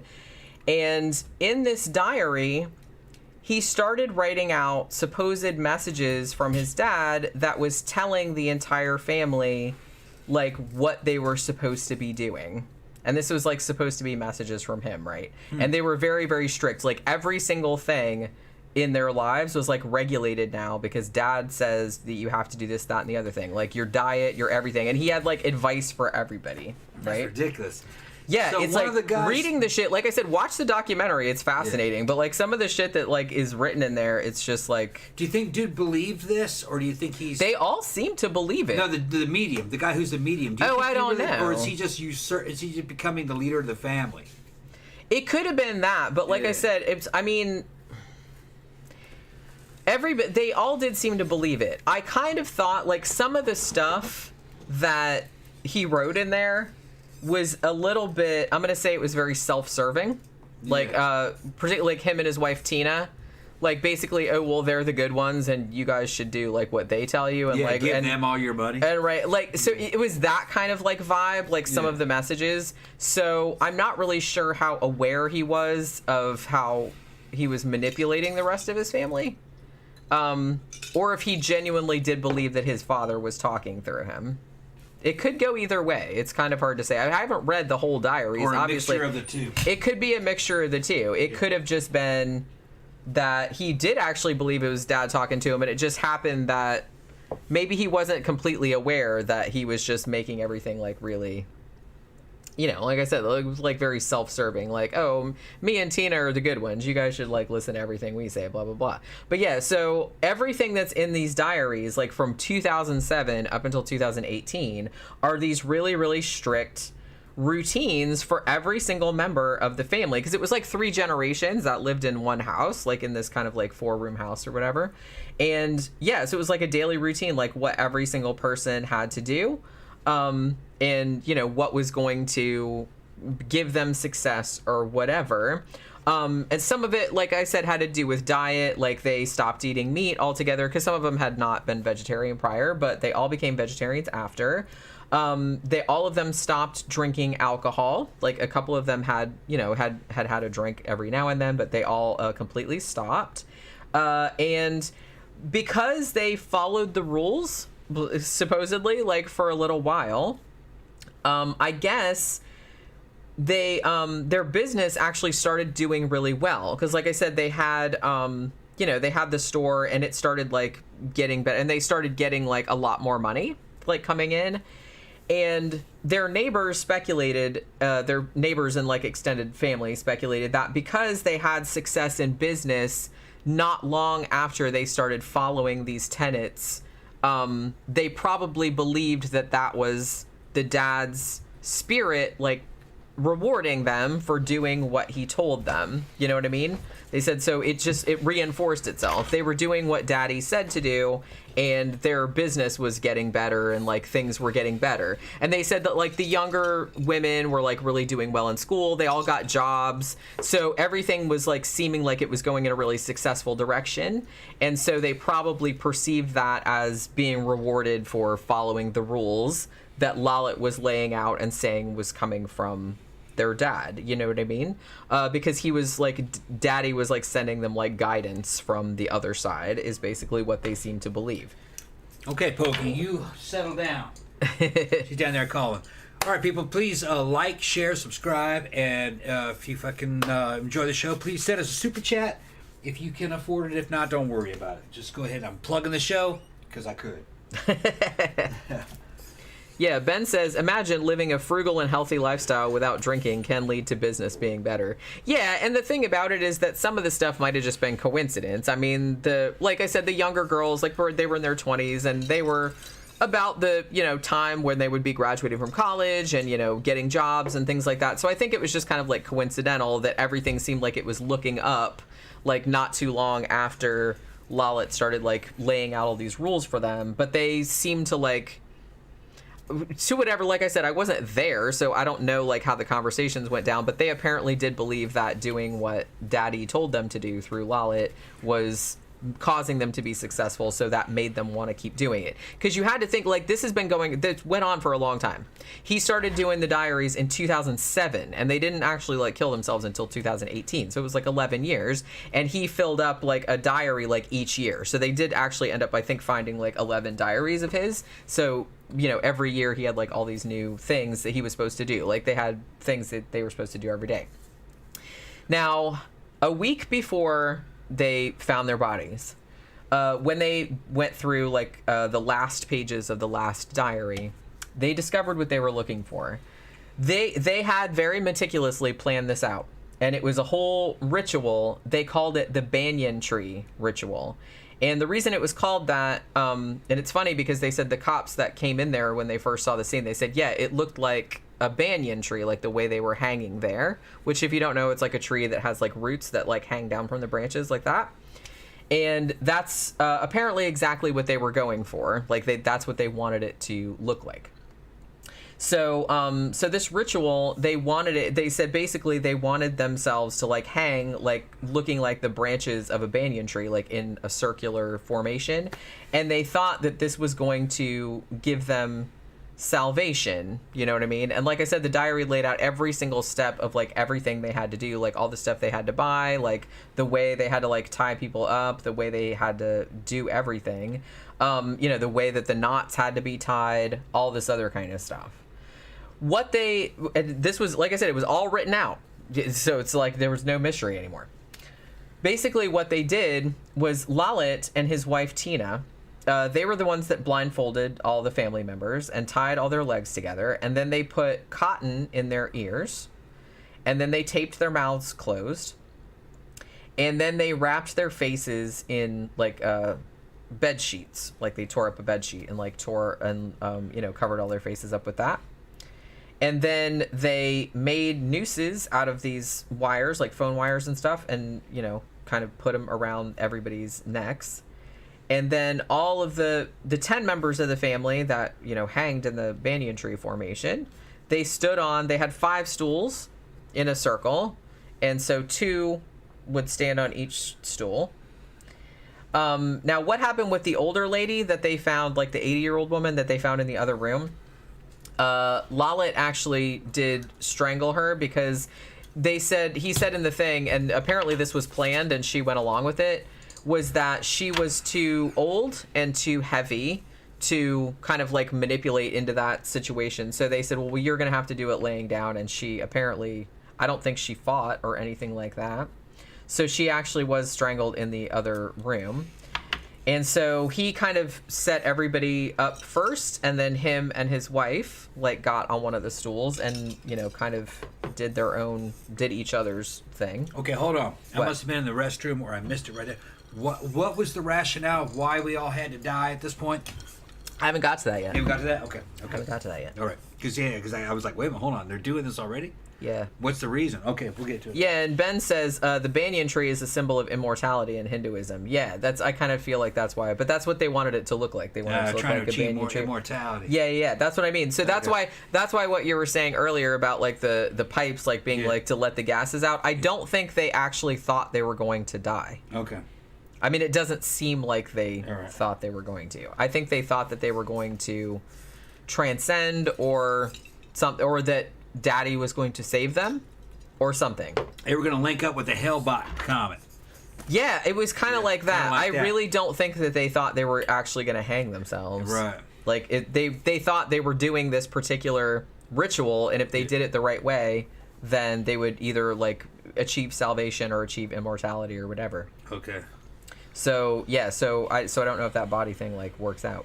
So Tina, she was like the only one that didn't have her hands tied behind her back because she was the one that had to like finish everything off. So she got up on the stool, put the noose around her own neck, and I guess like at a preordained signal, they all kicked their stools over and you know, just hung there from the electrical wires.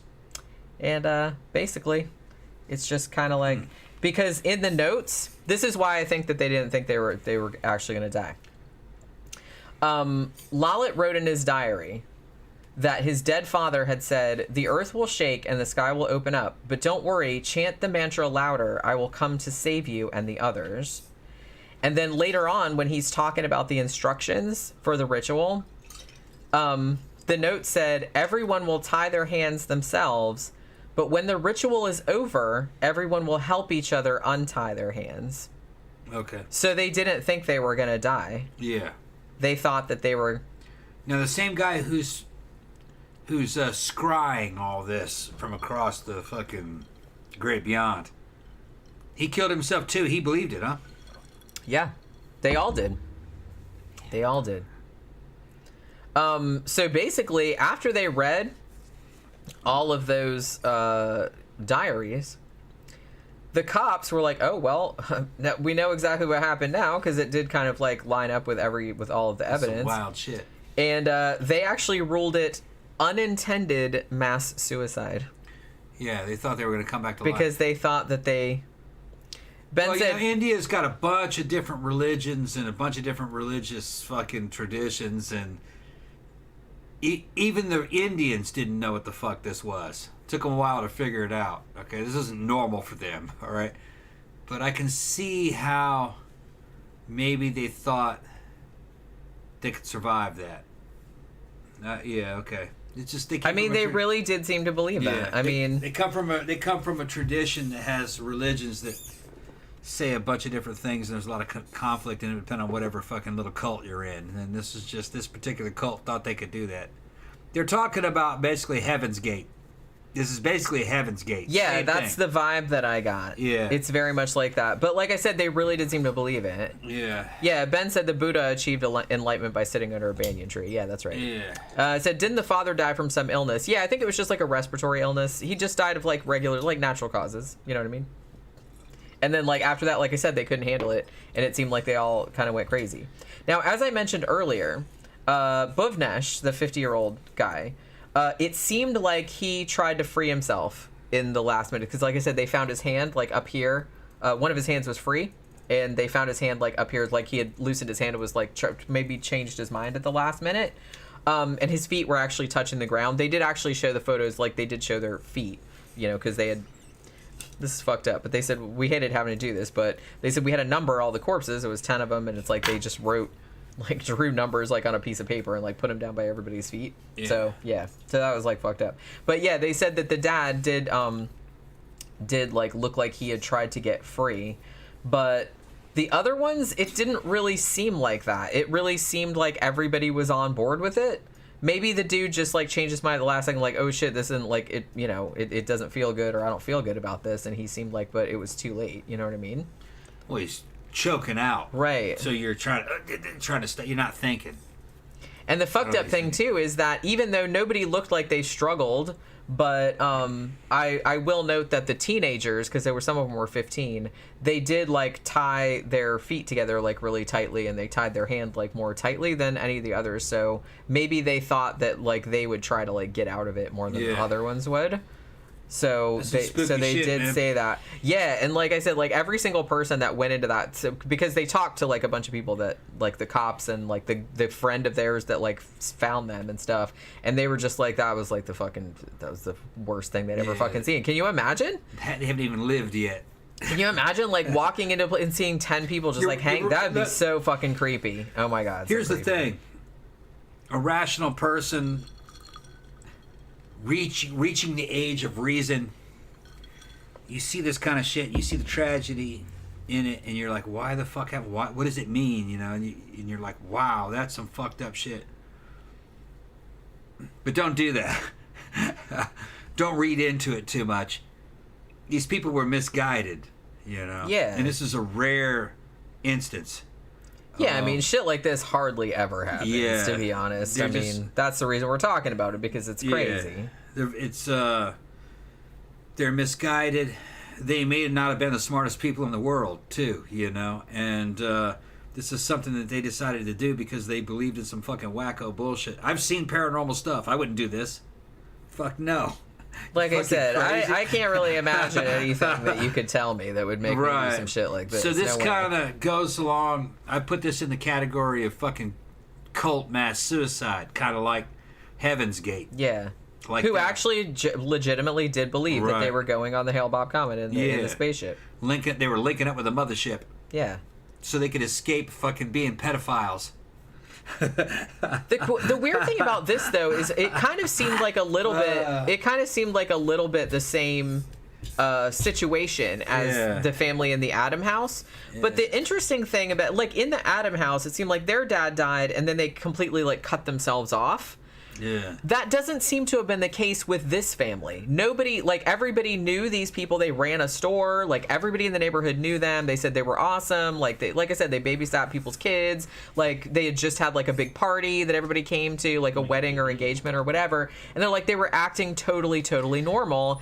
And it wasn't a case where they'd, like, isolated themselves and then went into, like, a feedback loop of, like, crazy beliefs. What's happening is that they're happy, okay?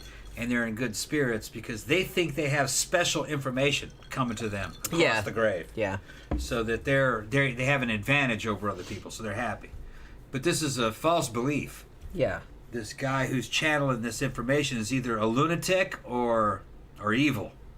Probably more of a lunatic, if you ask me. Probably mentally ill.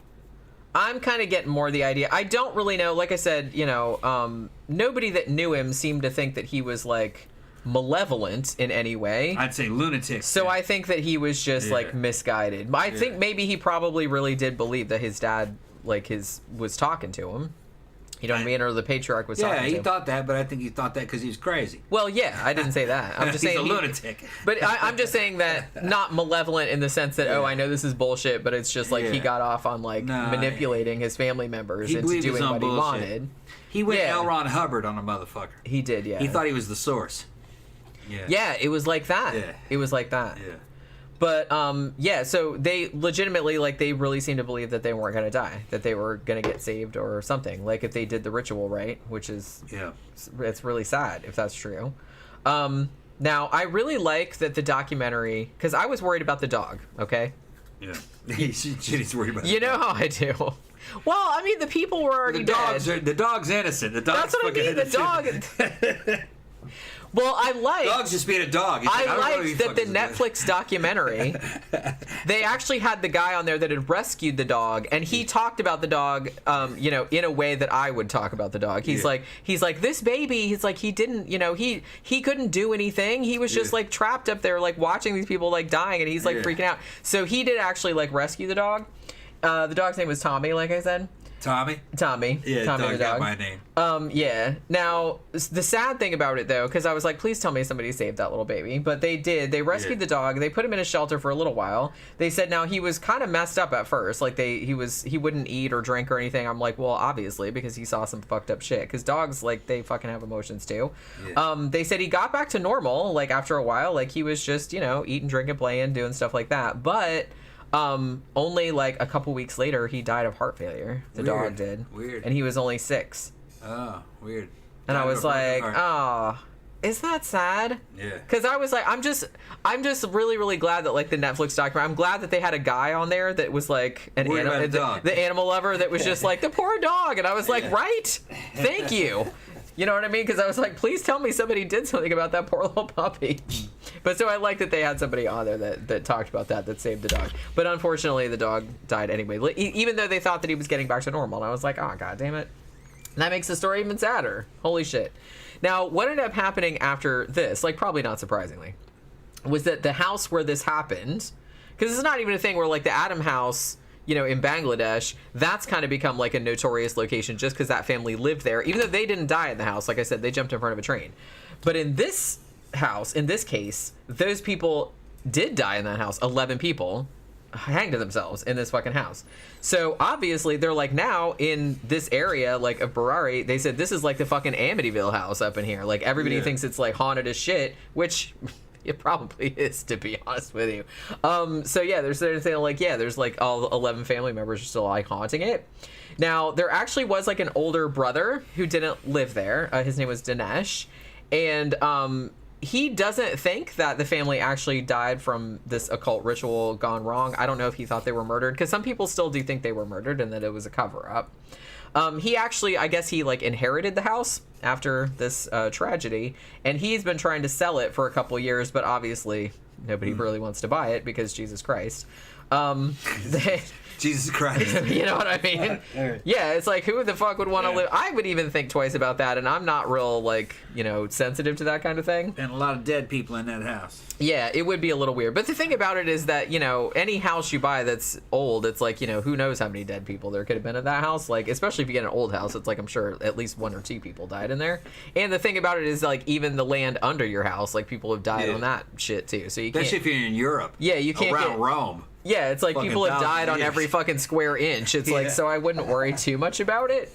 You know what I mean? Yeah. But, I mean, at a location like this where something like that happened, that, like I said, I kind of feel like you would just be imagining it, because I can't imagine, like, how creepy. Can you imagine, like, walking up the stairs and just seeing, like, 10 people just hanging, and it was probably, like, really quiet, and they were all just, like, hanging there dead. Ugh, it's like, ugh.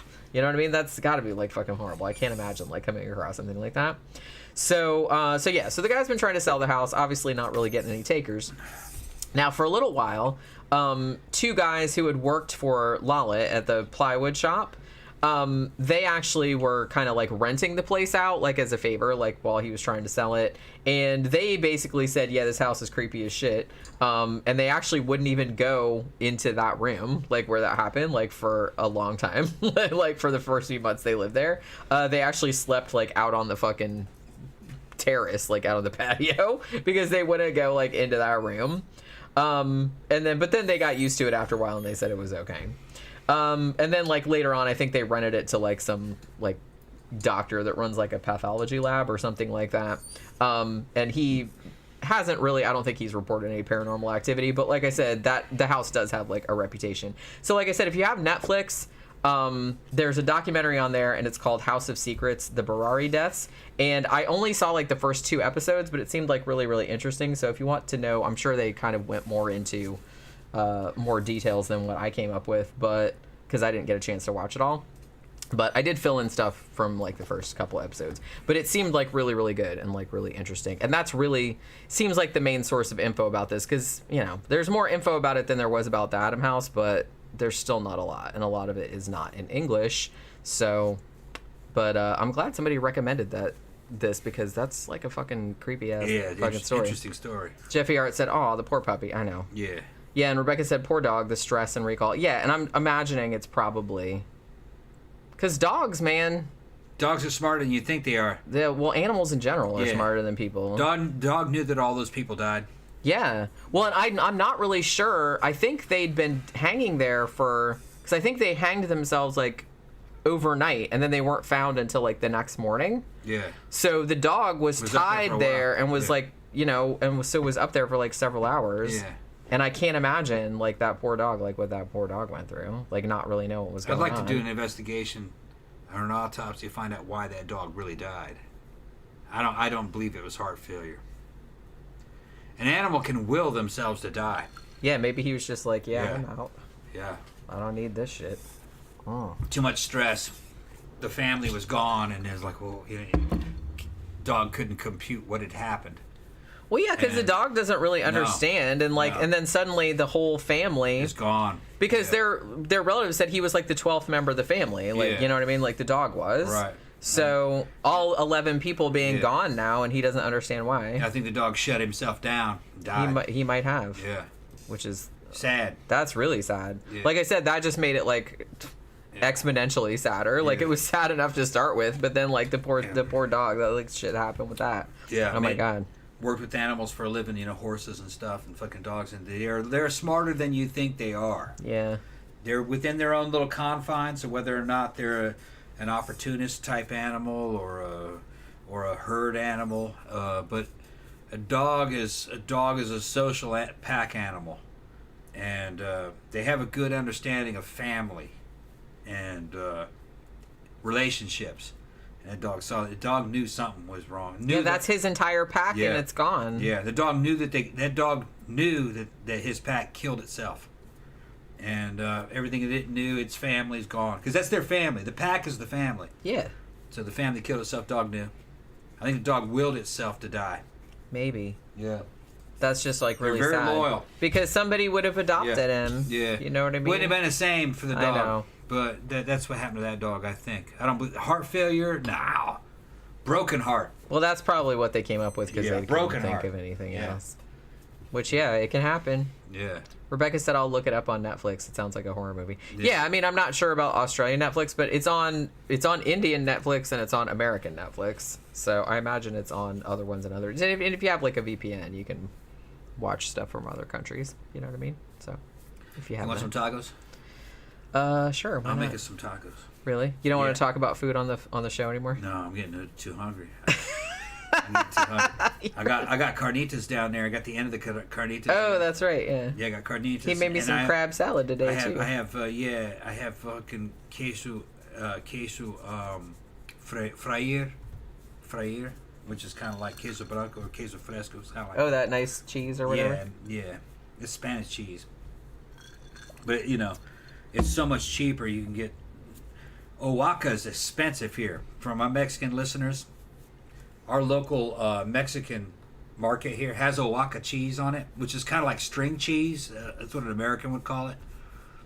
It was $6 just for a little tiny amount of it. For $6, I could get a big old thing of fucking queso fresco, which is not quite the same, but Well, what was the cheese that you put on the burrito the other day? that was the new one, fryer. That was Fryer. good. Yeah, I like it's good. that. It's good. Yeah, it doesn't melt quite the same, but it's good. No, that was okay. Well, I Yeah. kind of liked it because it was a little bit toothy. Yeah, chewy. Yeah, a little bit chewy. I Kind of liked almost that. like a mozzarella. Yeah, but like a little bit. A little bit between a mozzarella and a fucking and an Indian cottage cheese, which would be kind of like paneer, but melty. You can't melt paneer. No, Yeah, I love paneer though. yeah, paneer's good.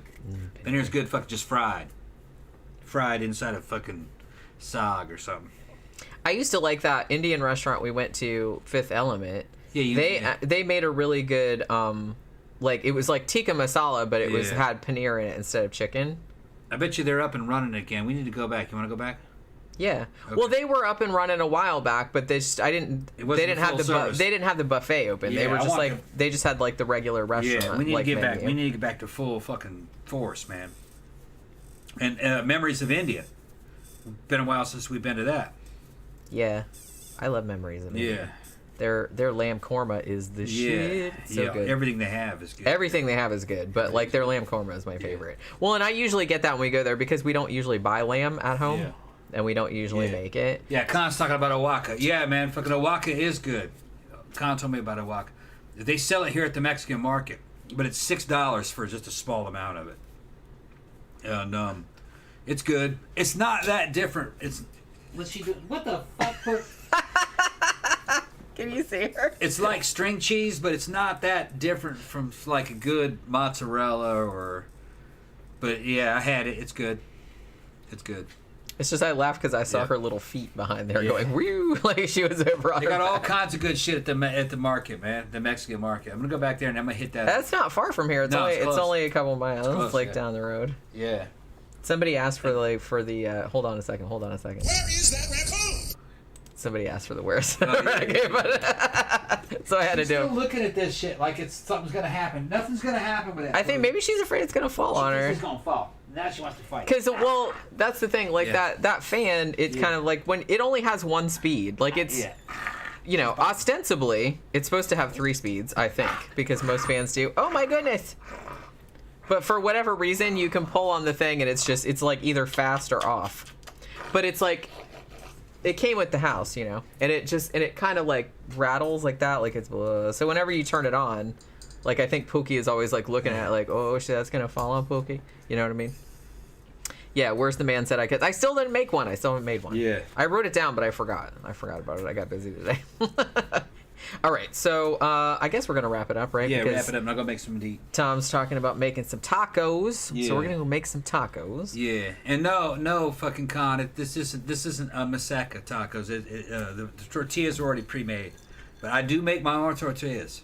All right, for you all questioning people out there, Honky Kong can make his own tortillas. See, if like a Con You says should- that makes me an honorary Mexican. You should start a company called Honky Kong's Honky Kong- Tortillas. I gotta get a Honky Kong shirt going. Yeah. Okay, I gotta get a Honky Kong shirt going. Yeah. I told Pookie last night because Pookie, I was we were watching a movie last night, and Pookie came up and started making biscuits, like on my lap.